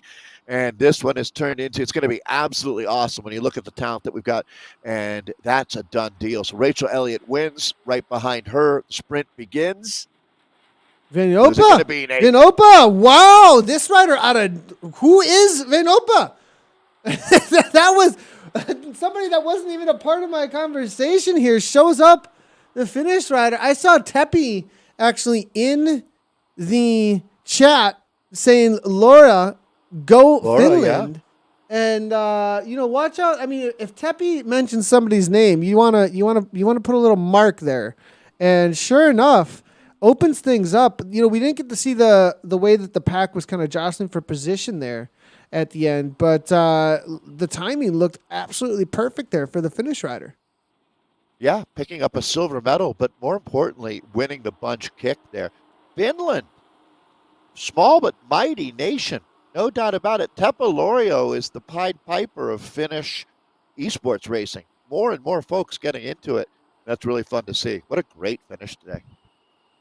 Way to go, Rachel Elliott. The replay here is Rachel Elliott coming across the line. 6 watts per kilogram. Behind, you can see that 7.8. They're not even within sight, though, as she rolls across the line. This was never in doubt. Taking this down. Yeah, I mean, I really felt like when she attacked, we saw that moment right before the rooftop KOM. I felt like it just seemed like it was written in stone. She delivered. I want to really quickly here, we're looking through some of the buildings in Neokyo to see it, but the kick here from Laura, look at that. Pounds 10 watts per kilogram from third, fourth wheeler. So Team NL try to respond. Mert tries to go as well. She's got the aero power up, the timing and the kick perfectly there. Gets the gap and isn't even close to challenged around the corner. It's going to be Mert followed up, I think, by Kagstrom, who's had some solid sprints there. That's the situation. Yeah, that's making over 10 watts per kilo after a really tough trip to the finish line. I mean, they were maxed throughout that race there. Outstanding job, ladies. We do have the EMEA for the men's South, just coming up here in just a moment. I believe we're looking at South here. We have so many races across the board, even across the scheduling. Sometimes we're like, okay, let's go. Which one are we covering now? It is going to be South Division 1 mixed men's. Coming up in just a few moments, we're going to take a quick 5-minute break as we did before. We'll be getting results in for the ladies, and we'll go through the rest of the finishers as best as we possibly can. A quick little reminder as well for some of the things that are going on. As I was just talking about, don't forget about this Sunday if you do want to check out the Rave Con. We get out on course, and it's real chill. We'll be chatting all the way, but we're talking about the course recon for the ZRL this Sunday, and maybe make it something that we do hang out with. That is something that will be live on personal channels, though. It will not be live at the moment on ZCL, so make sure to head on over to Twitch and also jump into the race, or not the race, the ride, as it is up on the Companion app. It'll be a lot of fun. We have a ton of fun with it. Looks like Cy and Sherpa Dave actually were out there hanging out and having a good time with it, so that's a great community thing that Rave's putting on. All right, guys, we'll be back in 5 minutes. Stay tuned, and we'll be in with the men's EMEA South as well as the women's West.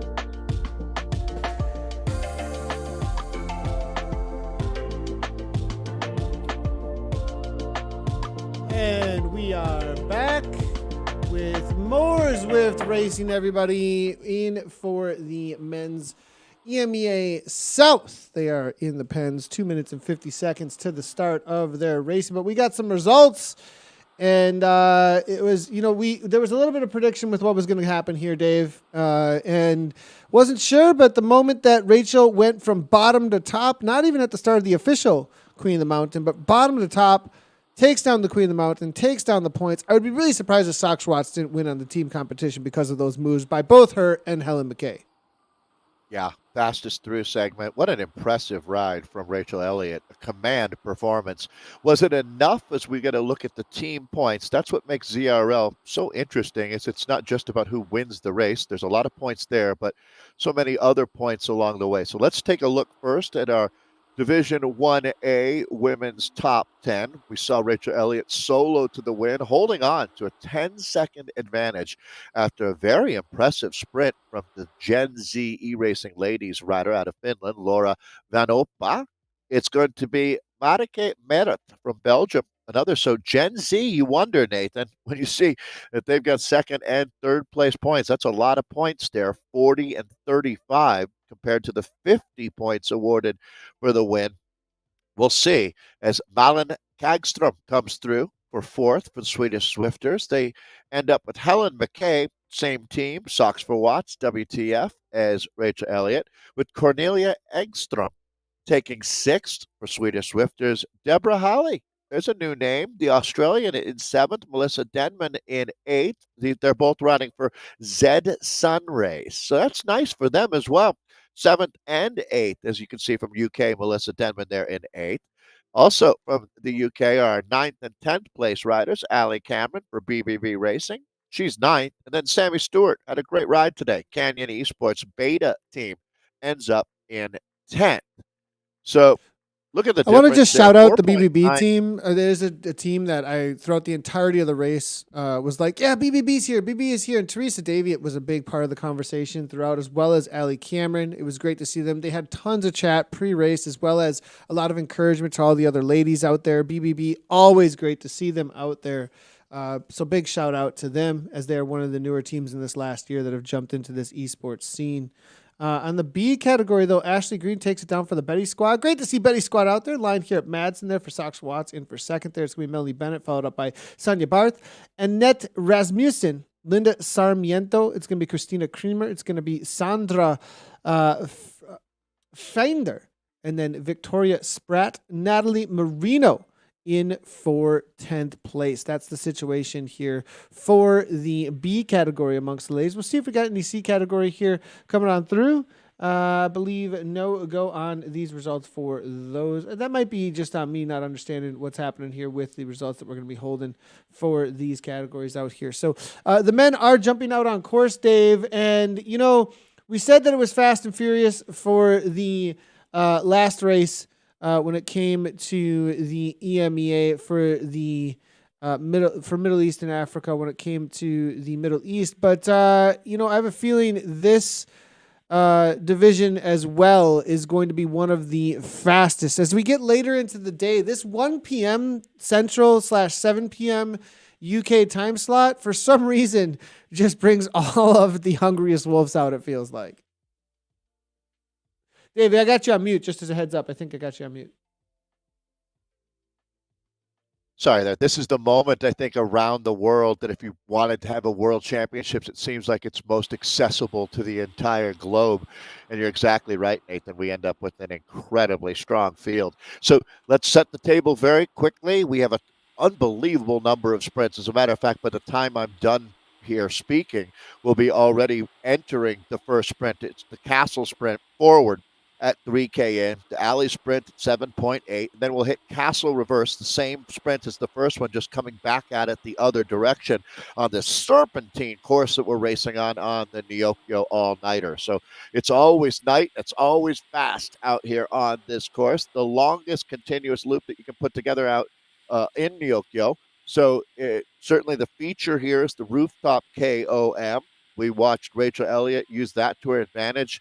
We've seen a solo win, a 10-second solo win by one of the greatest of all time, Rachel Elliott, in our previous women's race. Very, very selective, Nathan. Not all the riders on your screen are going to make it with the front group to the finish, if it even is a front group out here. Yeah, we've got okay. For some reason, all of the old school teams are coming out here. The other thing is, I am seeing SC Freck out here.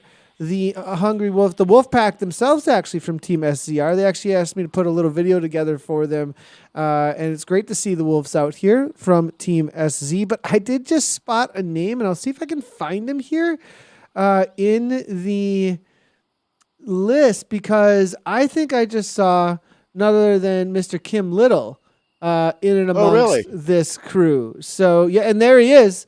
Kim Little, former UK national champion from the old school days, riding for Team Experimental. I saw Zach Herod out here as well from Team Experimental. I wouldn't just, wink at. There's nothing to, take lightly here when it comes to the kind of experience and power we're going to see from Team Experimental, I think, out here today. Can they, though, show up with some of this OG style like we saw from Rachel Elliott just a moment ago and challenge some of these new school boys that are showing up today with like CLS, DZR, and Restart are in here? I mean, it doesn't get much faster than Restart nowadays. How about KISS rider James Hodges taking the start? Is Hodges here as well? This is like the original. You want to talk about how Zwift esports started? Some of these, I mean, James Hodges, this wouldn't even exist in so many ways. Kim Little as well, one of the not only racers, but also huge amounts of energy and time put in by this rider around the esports events. I mean, for sure. Kim really helped build where we're at today in this sport, no doubt. Really so great pretty guy. Cool to see these guys not only being a part of the background, but now at the front of this race here. But here comes Restart. We had talked about him. Mike Swart here, the local from around here. But CLS going to try and challenge now. 13 watts per kilogram coming from Sprangers now out of the Netherlands. Woolley coming on through. Will Meir, though, from the Wolves, looking to take down some blood, it looks like. And challenged by Knudsen from DZR. Who took that one down? It was real close between the Swede and the Dane. Yeah, I might tip it to the Dane, to tell you the truth, Nathan. It's like sprinting on a bike path as we make our way through that first sprint. Comes up so quickly, and by the time you've collected yourself, there's Kim Little sitting right up in the top 10, but by the time you collect yourself after that first sprint, we're already engaging in the second one as the alley sprint comes up so quickly out here. There's so many points on offer on our way to the finish line. It's not a long race. We're under 25 total kilometers. Talk about the back, the final third of the race is when really you engage with that rooftop KOM. But KOM might be overdoing it with a field of this quality. It's really more of an uphill drag race to the finish line. You get a look. We were joking about how it looks like a bowl of ramen was spilled on the floor and then someone kicked it. That's how you look at the course from above. Just all over Neokyo out here, as we're going to be picking up a big group. This one not splitting up, and not surprising either. There are a few riders there, Nathan, getting tailed out. Aggressive, always aggressive out here. Innovation, a part of the conversation as well. BZR Solid Sport here. Zed Sun KISS Racing Team. I'm seeing Dirt involved as well. Vision is here. The list goes on and on with the kind of talent that has shown up in this men's mixed here for the South. As we look at Absalom here now, we're going to move our way forward, though, because the next sprint is coming up very quickly, as you did say, Dave. They're going to actually see some power-ups already being thrown down. Maybe just trying to hang on. Not sure. Cumin there from BZR Solid Sport making his way forward. I am seeing Kim Little up toward the front. Sadar there also. Another old school name here from Slovenia. Zach Herod there. Name I feel like we haven't said for a hot minute. The burrito power up, Nathan. That's one that we don't see all that often. A 2.5 meter radius around your rear wheel becomes undraftable for, I believe it's 15 seconds. I can check my notes here on the burrito. We don't see the burrito all that much. It's probably not the most desirable. 10 seconds is the duration of the power-up for the burrito. So just sort of make yourself undraftable for a little while, but it really is that aero power-up. You see the aero helmet that some of the riders, it makes a huge difference. And, well, didn't really make a difference when Rachel Elliott did it, but it ultimately, I think it will for this group. jostling for position. Now at this point, you do see the restart rider here jumping forward. It is going to Jonathan Freder's be back. Lavoie now up in the 8 watts per kilogram. Freder racing with Freder actually over the summer a little bit. Good to see him out here. Monster of a rider. I actually have etched in my memory moves being made by him in Toad that were just insane. He gave me a Lance look back actually at one moment where a break was taking place that ended up winning the race that I missed by like 2 seconds. And I'll always remember, like, how did he do that? Like, how did he come over the? But he's a cagey rider, smart rider, waited for the right moment and time to go and went across perfectly. Definitely someone to watch out for in any race situation. Look at this from Lavoie. He's got 5 seconds like it was nothing. Restart here off the front. And I think the guys in this race would appreciate knowing, like, Jonathan Freder raced and finished the Amgen Tour of California, the biggest race in the history of American racing. Jonathan was, in his element there. It wasn't, I'm not going to say it wasn't a big deal because that is a big deal for him. But, he wasn't freaking out by the experience. He deserved to be there. And this is a good feel for the level of racers that you've got with you. And you get to race against a guy named Toby McTobeface. That's something you can tell your grandchildren about. Many races with Toby McTobeface, as well as plenty of these other riders out here. I'm loving the names. 7 seconds? I mean, will it hold on? 7 seconds here? We've seen this done so many times, Dave. It'll hold on possibly to the alley sprint. I don't think this is anything. No, not anything to be worried about long term. I'd agree with that. But, perhaps to the alley sprint here. We've seen it done before, but he's slowing down. Shape. I don't know, 37 kilometers per hour. They're going to come through here at 45 kilometers per hour, 43. I don't know if he's held on to the speed he needs here. Well, so what he's doing is really just trying to match them, or maybe, here they go. Now, if he's going to make it, he's going to need to, and he is. I think he's going to do it. He's got to light the fuse here. I don't think so. I think he's just a little bit too little. At 2.9, he said it's game over. And they're going to come flying up on the alley sprint here in just a moment. Well, are they calming down too? I mean, this is kind of an interesting dynamic playing out in front of us here. I feel like nobody necessarily really wants to take the bull by the horns. I have a feeling that they're just now realizing they're going to have no problem catching him here because, wow, this is interesting. It sure is. So a lot of points. I think they saw him back off and were like, okay, he's coming back in, and it's not going to be a big deal. Now they're sprinting. So here we go. Will they get him by the line? Yeah. It might actually be a breakaway, a little bit of a breakaway rider here. Perhaps. It's interesting. No, that's that speed coming in from the rest of the riders here. Toby Tobeface now, as it's going to be 10 watts per kilogram from him, trying to hold on for the KRT team right now. Over the top, perhaps, it looks like. Toby gets it. Oh, right to the line. Oh, my goodness. It's going to actually be Cryogen. That was a tough one to get with the camera there. I'm going to have to go back and take a look at that because we had to jump around a ton. That sprint felt so drawn out. It was tough to grab the pictures even from it, as you weren't sure exactly when that went on for a long time. Come on, guys, get with productions here. We're gonna need you to sprint sooner. All right, so this is a good look at how just crazy this Nokia world is out here. So hard to get a reference point. I mean, it looks like you're going by 30 different bodegas there just in the last K.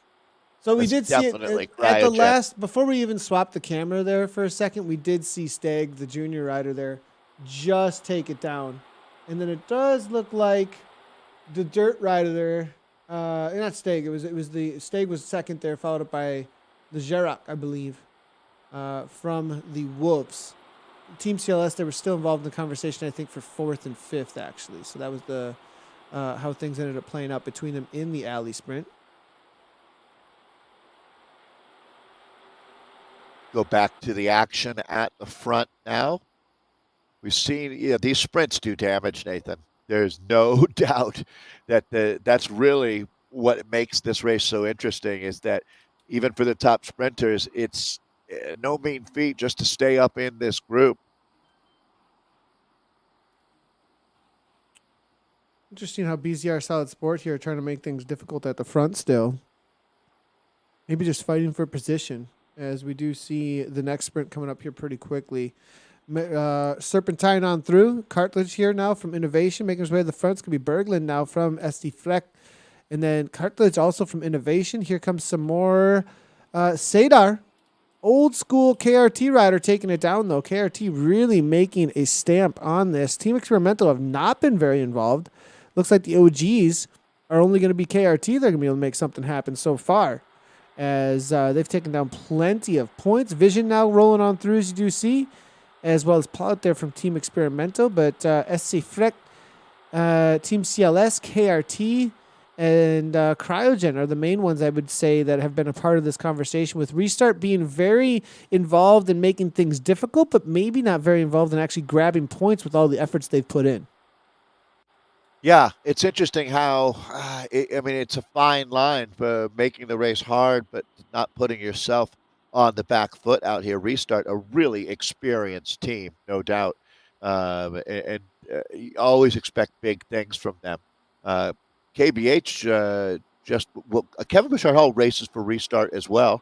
And I saw that he had a nice win this last weekend. Yeah, there's a little crossover there. I was surprised myself, actually, to see him not on Velocio, but he must have either been guest riding or has some kind of a role with Restart there on another platform. Alexis Lavoie, David Blodgett, Jeremy Briand, Mike Swart, who we were talking about earlier from Wisconsin, Sam Wadsley, and Stephen Pink making up this Restart team. You'll see them in that familiar green jersey. I like the color of their kit. It's a cool green. Stands out. You can find it really easily. That's one of the reasons I like it. Is you can find it super easily actually out on course, which is always nice for the commentary and productions for sure.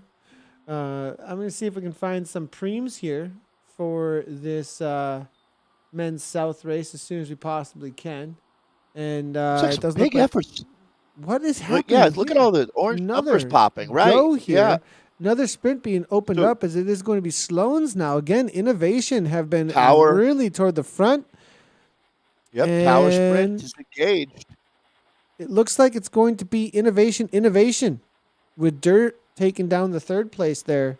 That's a lot of points, actually, that just got taken down by Innovation. We'll see if they're a part of the car. I have a feeling that, once we do get these point totals starting to add up, it's going to be a close race still, because it doesn't seem like anybody's really just walking away with anything here. I agree. So far. Yeah, it's so many strong teams, but the way the points are being distributed, Nathan, I have a feeling that what you said will really prove to be true.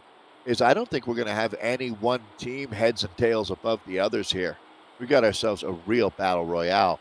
So out at the midway point, really exactly at the midway point of this race, but the biggest feature is going to be that rooftop KOM. But let's go back and take a look at that.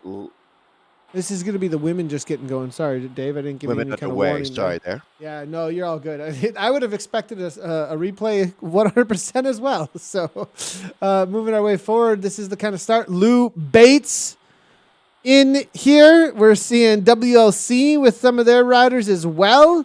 L'Equip. We got some KRT. We got Electric Spirit KO. And when we talk about top riders, again, Crush Pod is in here. KRT Rockets Race 3R. I am seeing I Race Like a Girl, as well as Aeonian. This again, top squad showing up here for the West race. Lou Bates is another name, to tell you the truth, that somewhat similar to what we saw a little bit earlier with Rachel Elliott, right? A world-class rider, Nathan, who's not necessarily a sprinter. That's something you really have to respect, especially after what we just witnessed. Lou Bates, in my mind, is one of the 10 strongest women in esports on planet Earth today. So yeah. Well, the depth is getting there. Yeah, I'd put her there. I would put her there. Yeah, I definitely would. It's a good call out, Dave. And so isn't that just, it's incredibly dangerous to, in this first half of this race, you don't want to get hoodwinked into doing Lou Bates' work for her. Let me put it that way, because there will be an attack. Yeah, I mean, she can take down climbs. And the other thing about Lou Bates is she's got a really good kick on her as well. I would even put her, I'm not sure, I don't have hard data on this. I just get the feeling that Bates has gone to the line in a sprint many a times. Here. Yeah. That where she's won out a little bit more perhaps than, I wouldn't say more times, but the percentage if you went head to head and Elliott is in the same group that Bates may be able to take. She does. She takes down, especially if they're uphill climbs, sprints. If this is not, but Bates is definitely one that if it does go uphill, be on the watch out. I do not think she's going to be sitting in for any reason whatsoever. She watched Elliott do exactly what she wants to happen, and that probably gave her a little bit of boost of confidence to try and make that happen. She's not going to let you do her dirty out here. She's going to figure out a way to be a part of the finale of this race, talking about Lou Bates. But there's plenty of other women to look at in this group. This is an exciting time in esports. There's so many talented athletes that, even look at our former friend from Zwift community, Dutch diesel rider, Liz Van Houweling. How about that win yesterday against the highest level in the world? And Liz ends up taking the gold medal yesterday. Yeah, that was pretty amazing because that's a name that we were saying a lot in the community side of things, and that is something that I absolutely love to see how things are playing out in the esports world. And wasn't she was racing in the Americas, which are a little bit quieter, happening at the end of the day. Good point. It's quieter. I would usually say the depth of field is not quite as much. So coming in and winning Premier Division, whoa, like this is next level ride here, coming in and probably put in a lot of work to get to there to be able to pull that off. It's interesting when you look at riders so I'm thinking of like Madeline Leroux or Nadia Gantova, riders that there's not a huge depth of field, but you can just see how strong they are. And one of the beauties of esports on Zwift is that there's data to look at. And you can really realize like these numbers are exceptional. And these riders have not let us down as they've moved forward in their careers. Just absolutely crazy course to be racing on here as the women just getting underway. This is Louise Gamst that we're looking at now, another big name out here as we're into the sprint. Now the first sprint for the women on Neokyo. Look at these numbers. Holy cow. Absolute Donnybrook, as it looks like that's going to be Manon, isn't it? The French rider, or excuse me, Dutch rider there, picking up top points. Yeah, that was a solid sprint here coming from Manon. Sure was. Right behind her. Watch how many riders are in trouble after the sprint, Nathan. Look at the back. When you see the back of the group, you're going to see a few. Whoa, total, like complete split, actually. Yeah. Like two very defined groups now at this point, very quickly. And that might have just been getting caught out. It's 2 seconds, 3 seconds here. Deborah here from the KRT team. Robinson as well from 3R. Bemrose now trying to come across. K McKay here from the Aero team. This is a moment of truth. Look at this. Aero power is being thrown. Aero trying to get back on terms here. Oh, the Ionian riders here are very happy to see this. Holding on. Crush Pod. And now with this happening, if I were at the front of this group, I would say, do not slow down. Don't care at this point. Just go for any of the workhorses on my team. Yeah, this is like Battlestar Galactica. The Peloton is Battlestar Galactica, and all the other ships that we're cruising along right now are about to get dropped. Because, this could be more than 20 riders, 3K in, getting shown the back door. Absolutely like a rocket on rails coming through the park here. So the castle sprint is done and dusted. Alley sprint comes up so quickly that if you don't get right back on, Nathan, it's going to be even tougher to rejoin because they're only going to lift the pace again here in another moment. There's Wendorf, Amanda Wendorf, for another name of note. Wow. What a dramatic turn of events early in our women's race. Look behind here now. There's riders who thought that they were going to be able to sit in and work together with this group to get across. And now the reality is we have to jump and do it ourselves. This group cannot make it happen. So Butterworth here. McKay, we're seeing Wifey here from Crush Pod Norns there as well. Robinson now saying, come on, this has to happen now or never.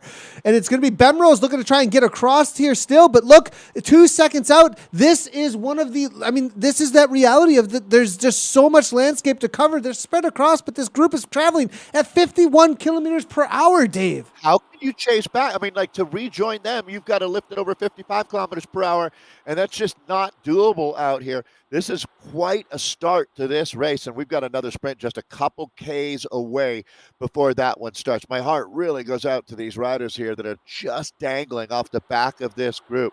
Can these two rejoin here? It's going to be a big ask, or actually make it more than two. It's a few more than that. Just a few seconds off of the peloton. What an absolute Donnybrook to get things started here for our women. Things calming down a little bit with the women, it looks like, as they've established. They're done really pushing, as I think they're satisfied with the reality of what's happened behind here at this point. I think it's kind of like, okay, they're in the hurt locker. If they do come across, they're going to have to burn. Look at Bemrose, 8.7 watts per kilogram, trying to just get involved. She might be the only one who does it. Yeah. Maybe still, though. Yeah. 3 seconds is still a lot to pull in, and she's got to really punch again now to even get close.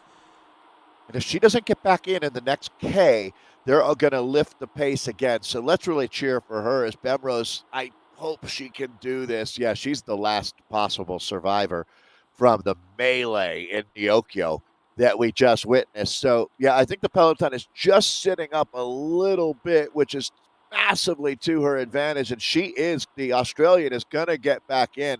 That's incredible. What a sigh of relief. What a sigh of relief from her. Now, we got to jump over here to the men's race real quickly, everybody, because we are about to hit the KOM, and they have been climbing like monsters right now. They've been trying to do these little attacks. Now, just at this last moment, we did see Dirt here throw down some orange numbers. This is for big KOM points. Now, Restart holding on. Oh, look at this. Back here from DZR out of the pack. Where's that speed coming from? 45 kilometers per hour. BZR solid, trying to respond, but it looks like he might have gotten the jump as they do the turnaround here, and it is going to be back here from DZR that's easily going to take this down. Kuhlman from BZR, then it's going to be Cartledge there from Innovation, but big result here for the Danish Zwift Riders team. Wow. And let's see how much damage this has done. A little bit different story there, as it looks like these guys are going to have the safety in numbers, Nathan. And does anybody want to attack? And it looks like the answer is yes. I believe that's going to be Restart, making a bit of a move off of the front right now. Relentless, absolutely relentless out here this afternoon.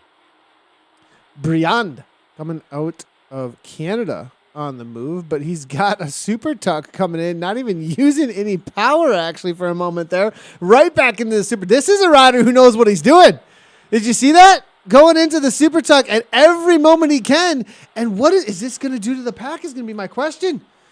It is splintering things a little bit behind. Some of these riders that are out of that 5 meter mark are going to have to really pay some attention now as they get into this descent. It's going to be that 5K to go marker. On the women's side of things, we are just about to head into the alley sprint. We're going to jump over there as we do see some separation, though, happening within the men's race. They'll get back together by the bottom who can hang on. A couple of riders here looking to slide off. Now some power outs being blown here in the women's. It's going to be West here, EMEA. Yeah, so remembering that we've got all of the sprints out here, it looks like after that incredibly aggressive start, Nathan, things have backed off just a little bit for a while. Not all that much, though, as these ladies are really getting after it out here today. Bemrose was able to rejoin and safely get back up into this group, so that's certainly a memorable moment in the first third of this race. Mannon, again, 10 watts per kilogram. Is this going to be the rider to watch?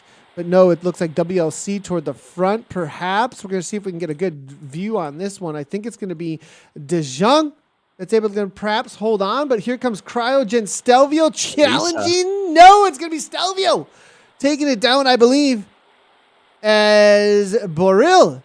Here, is that going to be... I believe there's... this is an in-house family relation as we got Boril across the board from Cryogen, I believe, coming out of South Africa. I'm going to have to help me out here, chat, because it'd be pretty cool if this is a Zwift together situation. Is Bates going over the top? Yeah, just left. And it's early, though. So, yeah, I don't think that this wasn't a planned attack, as she's just stretching her legs a little bit. Obviously, Lou Bates is feeling good out here today as this reduced group now just being whittled down, another surge of power coming through. Next sprint comes up in just about a K, Castle reverse. So they're going to go back across that line, just go the other direction for the first sprint that they had 3K in. As they serpentine through here, your ramen noodles. I see a boa I feel like you're constrictor. you feel like you're just going to go flying off of the bike path, don't you? Like it is Look at this situation in the men's race. Look at this pack trying to rejoin. The effort and again. they're going to. It looks like we're going to have really our biggest sprint of the day so far in the community. Is it looks like we're going to merge these two groups together, Nathan, and they're at, let's call it 3K to go. What an effort that had to be put down right there. And look at the front, though. They're pressing on a little bit, saying, no, we do not want them to join. This is quite... Who's really the instigators here? Is it going to be Team Experimental?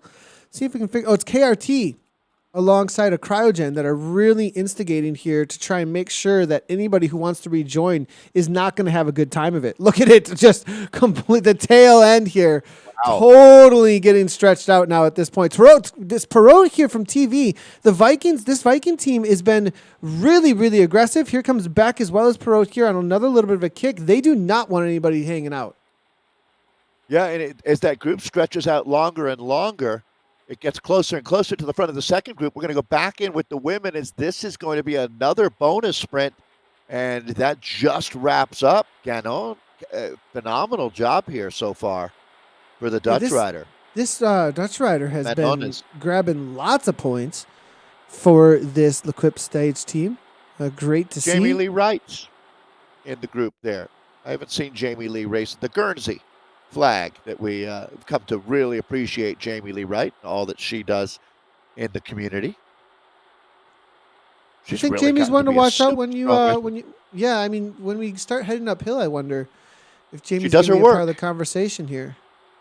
Yeah, I mean another one of the great stories, an athlete who had her ups and downs out in real life and with injuries, and used this platform to get stronger and stronger and very, very competitive. And I think I could speak to finding a sense of community and building that Aeonian team into a franchise has been really fun to watch. But Lou Bates is going to be a big problem for the other early riders attack here. That group. Q and Dirty here going. 1K to go off the front at 8.3. You think he can upset the apple cart here, Dave? He's got 2 seconds. Well, and with the pace too, think about the pace that they've been setting to try and just make sure nobody gets back on terms. It looks like he timed that pretty well. Let's see. I mean, really, the next 15 seconds are going to tell us all we need to know as he makes his way through the arcade. This is going to be quick and dirty Rider Newt here that we're looking at. I would not bet against him right now, to tell you the truth. The Peloton, though, they are absolutely hungry like a wolf. And let's see. I don't know, Nathan. Down to about a half K to go. This is looking more likely than not. He's almost out of sight. Yeah. 7-8 watts per kilogram. I think he's just walked away from the pack. They slept on it here. The pack is starting to come at 9.6, but he might just have enough. There's going to be a turn here in just a moment. And Q and Dirty here. Stephen Pink trying to come on through as well, I think, for the same team perhaps, but I think he's got this one locked down. Wow. Oh, they flying, though. They are flying in the timing. Knudsen here, Pellet, right to the line. Can't really say as the camera angle, I think, didn't give us the right idea there as far as who, what, where, and how. On the women's side of things, they did just come through another sprint that we missed there. Apologies, everybody, but they are sprinting at exactly the same time, actually. We'll jump back in with the ladies in just a moment. Want to take a look at this replay.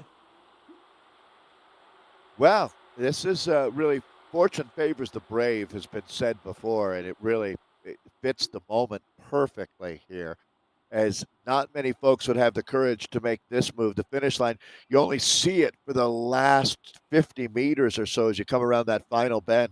But this was the man who made his mark. What a move. He went before the arcade, actually. That was a really well-timed arrow power-up, probably knowing that he doesn't have the kind of kick, I think. Yeah, coming out of the arcade, he still had 5 seconds.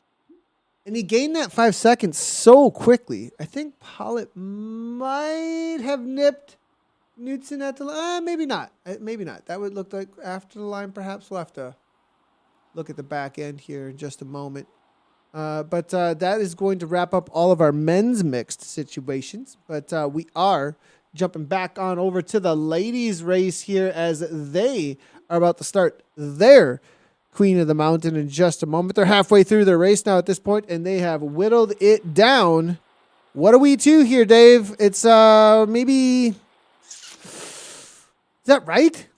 I mean, we're down to 24 riders or so, maybe a little almost 30 riders here. And it looks like Boreal's been dropped off. Some of these riders that have been a part of these. Now, look at this, though. Only 14 seconds back. They're not going to come back, actually. But this Cryogen Stelvio rider here who took down one of our sprints for a top podium spot in the sprints, now just rolling through, done her work. But sometimes that's all you've got to give for the team out there. It is a battle royale, everybody. It is a points race. The teams, I like to call it a battle royale. You get dropped in and try and find as many points out in the world as you possibly can for your team. And essentially, she's done her work for the day. Like a bicycle racing cage match. You never even know where you are in Neokyo. It's just bananas out here. You just like Thunderdome of bike racing. The sprints come every 4K or so. You're sprinting out here, rooftop KOM coming up for the ladies here, and that's a decisive moment in this race. You're not going to win it on that rooftop KOM, but we have seen attacks launched at the bottom, like Rachel Elliott that went on. Rachel opened up a 22-second gap to hold on to win by at least 10 seconds, I would say, at the finish there. So we're wondering, can Lou Bates pull off something similar? Are they going to be able to play that against her, knowing this ambition? And Nathan made a good point earlier. Lou Bates can hold her own in the finale as well. So she's not obligated to attack on this climb. That's a good point. I mean, the question, though, for me is when it comes to a team tactic, right? So let's talk about the teams that are represented here. That's one thing we definitely want to have a conversation about. No pins, R3R. That's going to be Lou Bates' teams out here. What kind of talent does she have around her to work with her climbing prowess as well as sprint to the line? Is there a teammate that has the sprint where she can go off the front and then just allow that rider to sit in is going to be my question. Does it play to their cards well?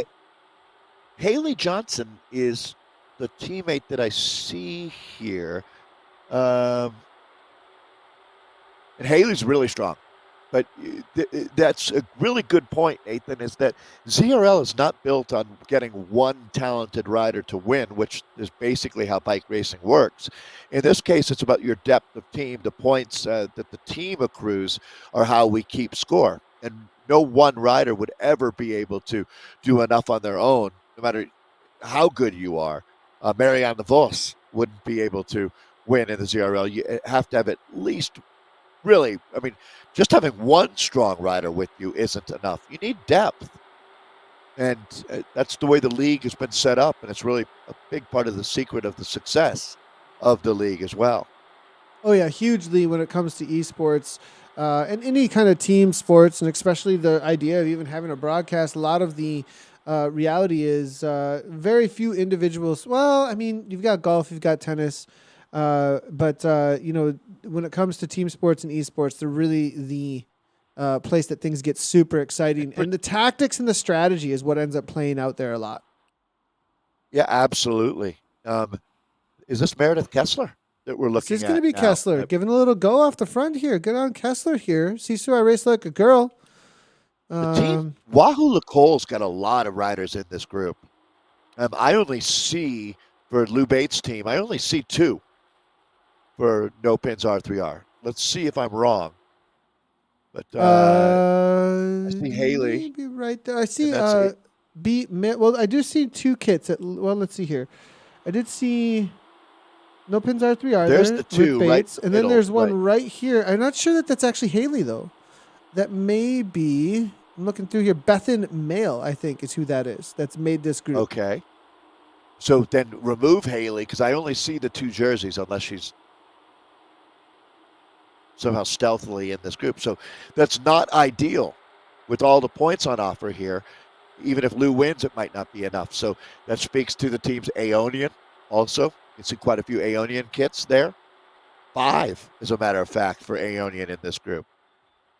I don't want to get this wrong here. I did see because there are two R3R kits that do exist, and I thought I saw for a moment one of their newer ones. That There it must is be. on the right-hand side there. Do you see that?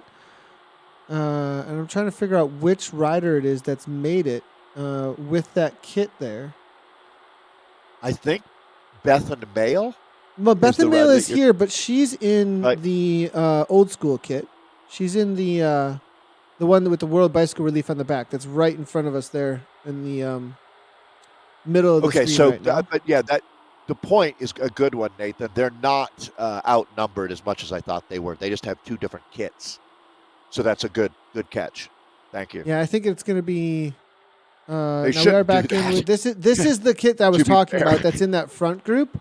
This is not the front group, but this is the kit I was talking about that is in that front group. We'll see if we can find that other rider here to figure out who it is that's made that. Johnson. It's going to be Haley Johnson. You were right. Haley has made this front group. There she is. Good call there, Dave. Is in the kit here that I was talking about as no pins. This is the no pins one, whereas there's an R3R one, which is the old school red and light blue. I know we're getting a little distracted here a little bit, but it is worth noting just so that because I think they are going to be a part of the conversation here, obviously. Well, and that's and it's important, right? Because this league is based on the depth of your team for sure. So that is really critical to have 3 versus 2. With 2, there's no chance that you win the day, really. But with 3, it's certainly possible, especially with the quality of 3. But here we go, Nathan. Let's engage with the rooftop KOM. Yeah, Bates I saw just making a little bit of a move toward the front. They are going to just be starting the KOM. This is a very long, steady grind. You know, you start getting these little uphill punches early on. They've already been on this for a solid couple of minutes here, 5 minutes or so. And now they just start getting into the official side of the KOM. You do see the banner here in the upper right-hand little marker on the map there as they do get into it. And they do wind over and around and around and around. And when I do climb this, I am like, when is it? Here we go. When are we going to hit this? Where is this KOM?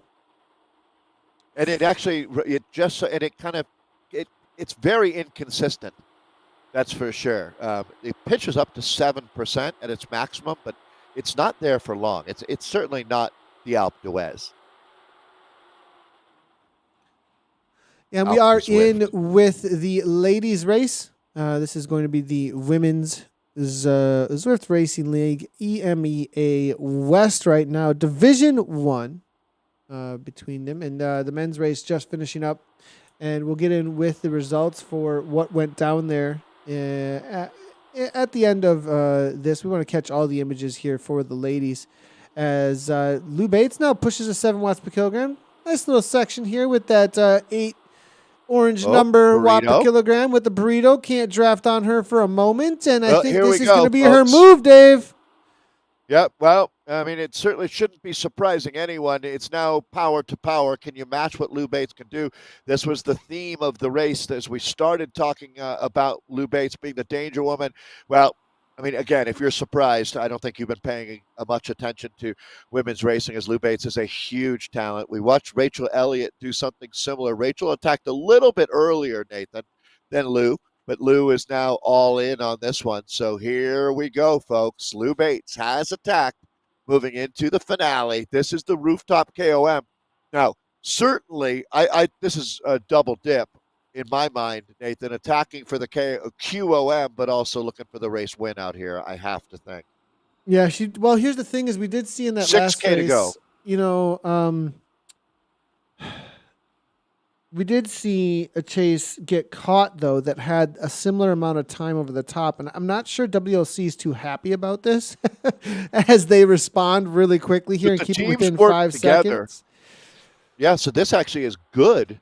Right now, they're not working together. Everyone is taking their own chances out here, and a little bit of panic I can feel back in that group right now, Nathan, as Lou Bates not opening up, though. So it was 22 seconds, I think, was the maximum advantage that we saw Rachel Elliott have. This isn't going out anywhere near as far. They're responding. Look at the damage it's doing. I mean, yikes. This is one of the coolest helicopter shots in all of Zwift. I absolutely love seeing all the little Tron bikes come down this Neokio ramps here. Really cool to see. And the damage is definitely being done. This is 17th place, which, up ahead here, we do see Haley Johnson. We said she was a part of the conversation. Not any longer as far as the lead pack goes. She really needs to do something to get back on terms. This is going to be the lead group. I think Bates has been caught, perhaps. No, she is still off the front, just a She's tad. 7. Yeah, it's just off the front here. There's Lou taking a look at the Vanguard right now. But no, it doesn't look like it worked, Nathan, as far as you got to go bottom it to wasn't. top. You got to go bottom to top on this climb. I just don't think that there's enough landscape to work with. Sadly, here. it almost backfired as the one rider that got dropped was her teammate. And it's 7 seconds back. This group is working hard, but I don't think they're going to see the front end of this race again, as it is only about 5K to go. A little under 5.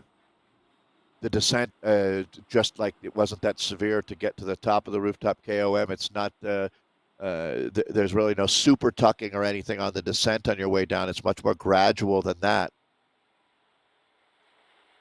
Trying to get an idea here. I was getting like car sick watching that upper right hand. I actually had that graphic, right? People saying that, that it's this course can really wrap around just a ton with the images you. Here. Yeah, don't even talk about it. Then my mind and my stomach start going to that. I know. To that thinking. Sorry, Brog. Sorry, chat. Sorry. Stelvio here now. Dzong. Meredith Kessler's loving this. Great job by Kessler out here, the triathlete.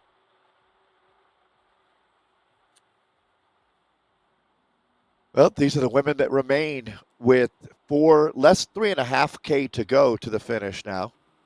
All the big points waiting. We've put all the intermediates behind us now, the QOMs and sprints.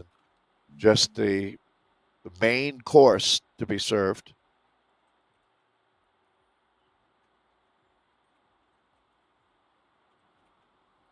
We're with Munden right now, one of the CrowdGen Stelvio riders sitting up in this group. Start taking some inventory to see who is left. Yeah, let's talk about the teams that are left here. I am seeing a lot of KRT. That is going to be the blue-orange. You can see here the old school KISS Racing team. KISS Racing team with 3 in this group. And then we do have Lou Bates here. Ryo. Is she the solo rider for 3R, I believe, at this point? Wahoo Nicole with 3. We've seen her hold her own, though, before. We have seen her do it plenty of times. She's got such experience. I think she knows how to play a pack, for sure. There's no doubt that she can still win this race, but I would heavily doubt that they're going to be the top team today. Yeah, that's kind of been her thing of carrying a little bit, She's got a lot of weight on the shoulders when it comes to sometimes. And good on her for sticking in this year. Let's be honest, that's not really the way you're successful in the ZRL. It's more about having a depth of talent rather than one incredible rider.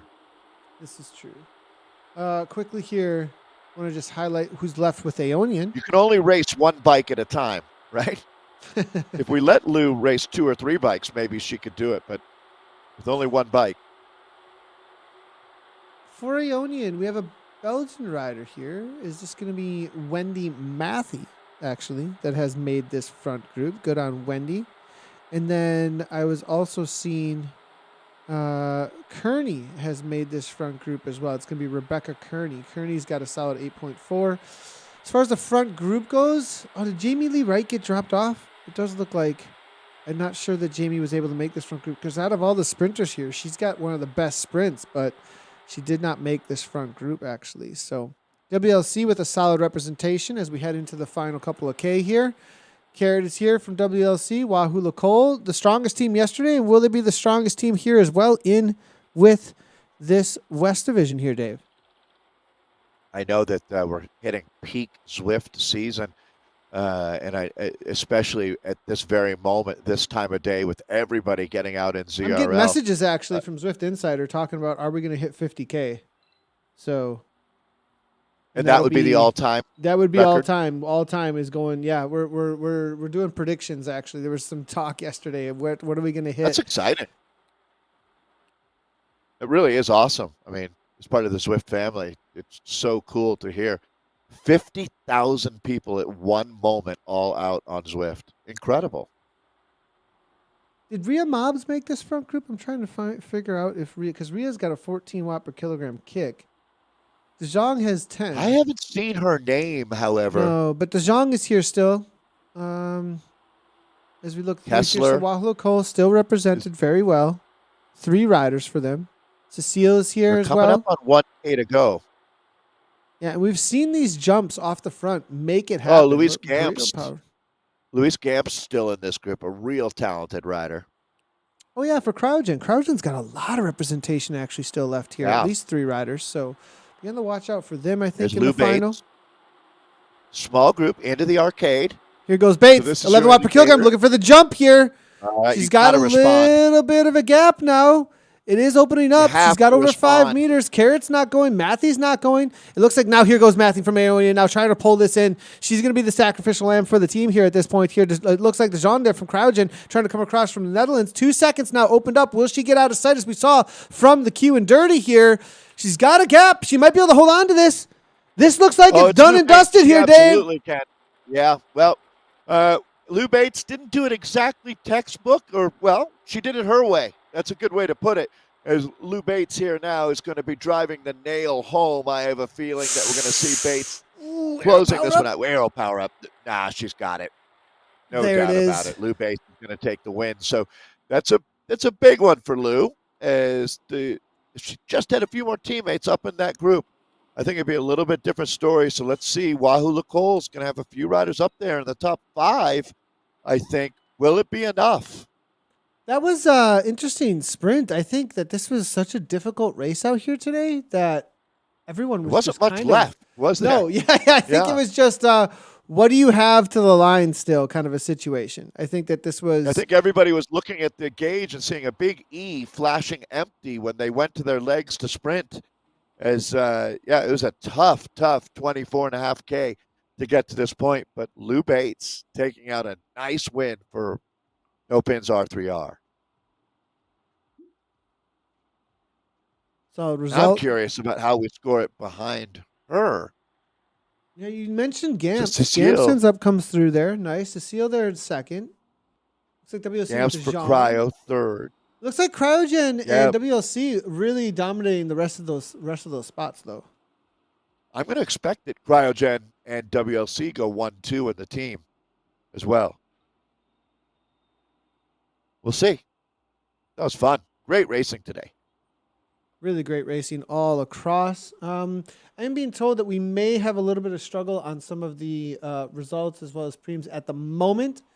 We'll have to wait and see if I can bring some of this in. I'm checking our results as we speak to see if we're going to be able to...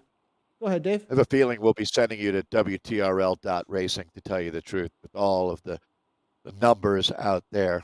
We got a lot more racing ahead of us here today as well to look forward to. Yes, we do. And it looks like we will have to push you over to WTRL.racing for the results for those last 2 races for the men's mixed South division as well as the women's West. But you did see the images there. Amazing job by all of the riders out there. I'm seeing ZP's not updating as well, so we'll have to give it a wait. This is that time. Look, 50,000, Dave. 50,000. We hit the 50K marker. How do you tip it over? How do we tip the boat? It's amazing. Well, it is amazing. It is amazing. So we're going to take a look at chat here real quickly. Hey, everybody, don't forget, if you want to do a live recon, I'll be live over on my personal channel for the second RaveCon that Rave is putting on this Sunday.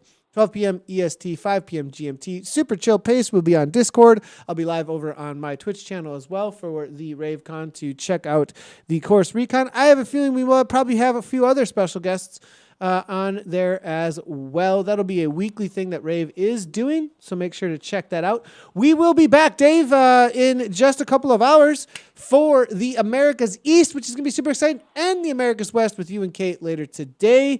It's been really good racing. Dave, any words? I mean, this the racers, here's the thing. We had this certain expectation, but the racers have made the race. That's for sure today. Yeah.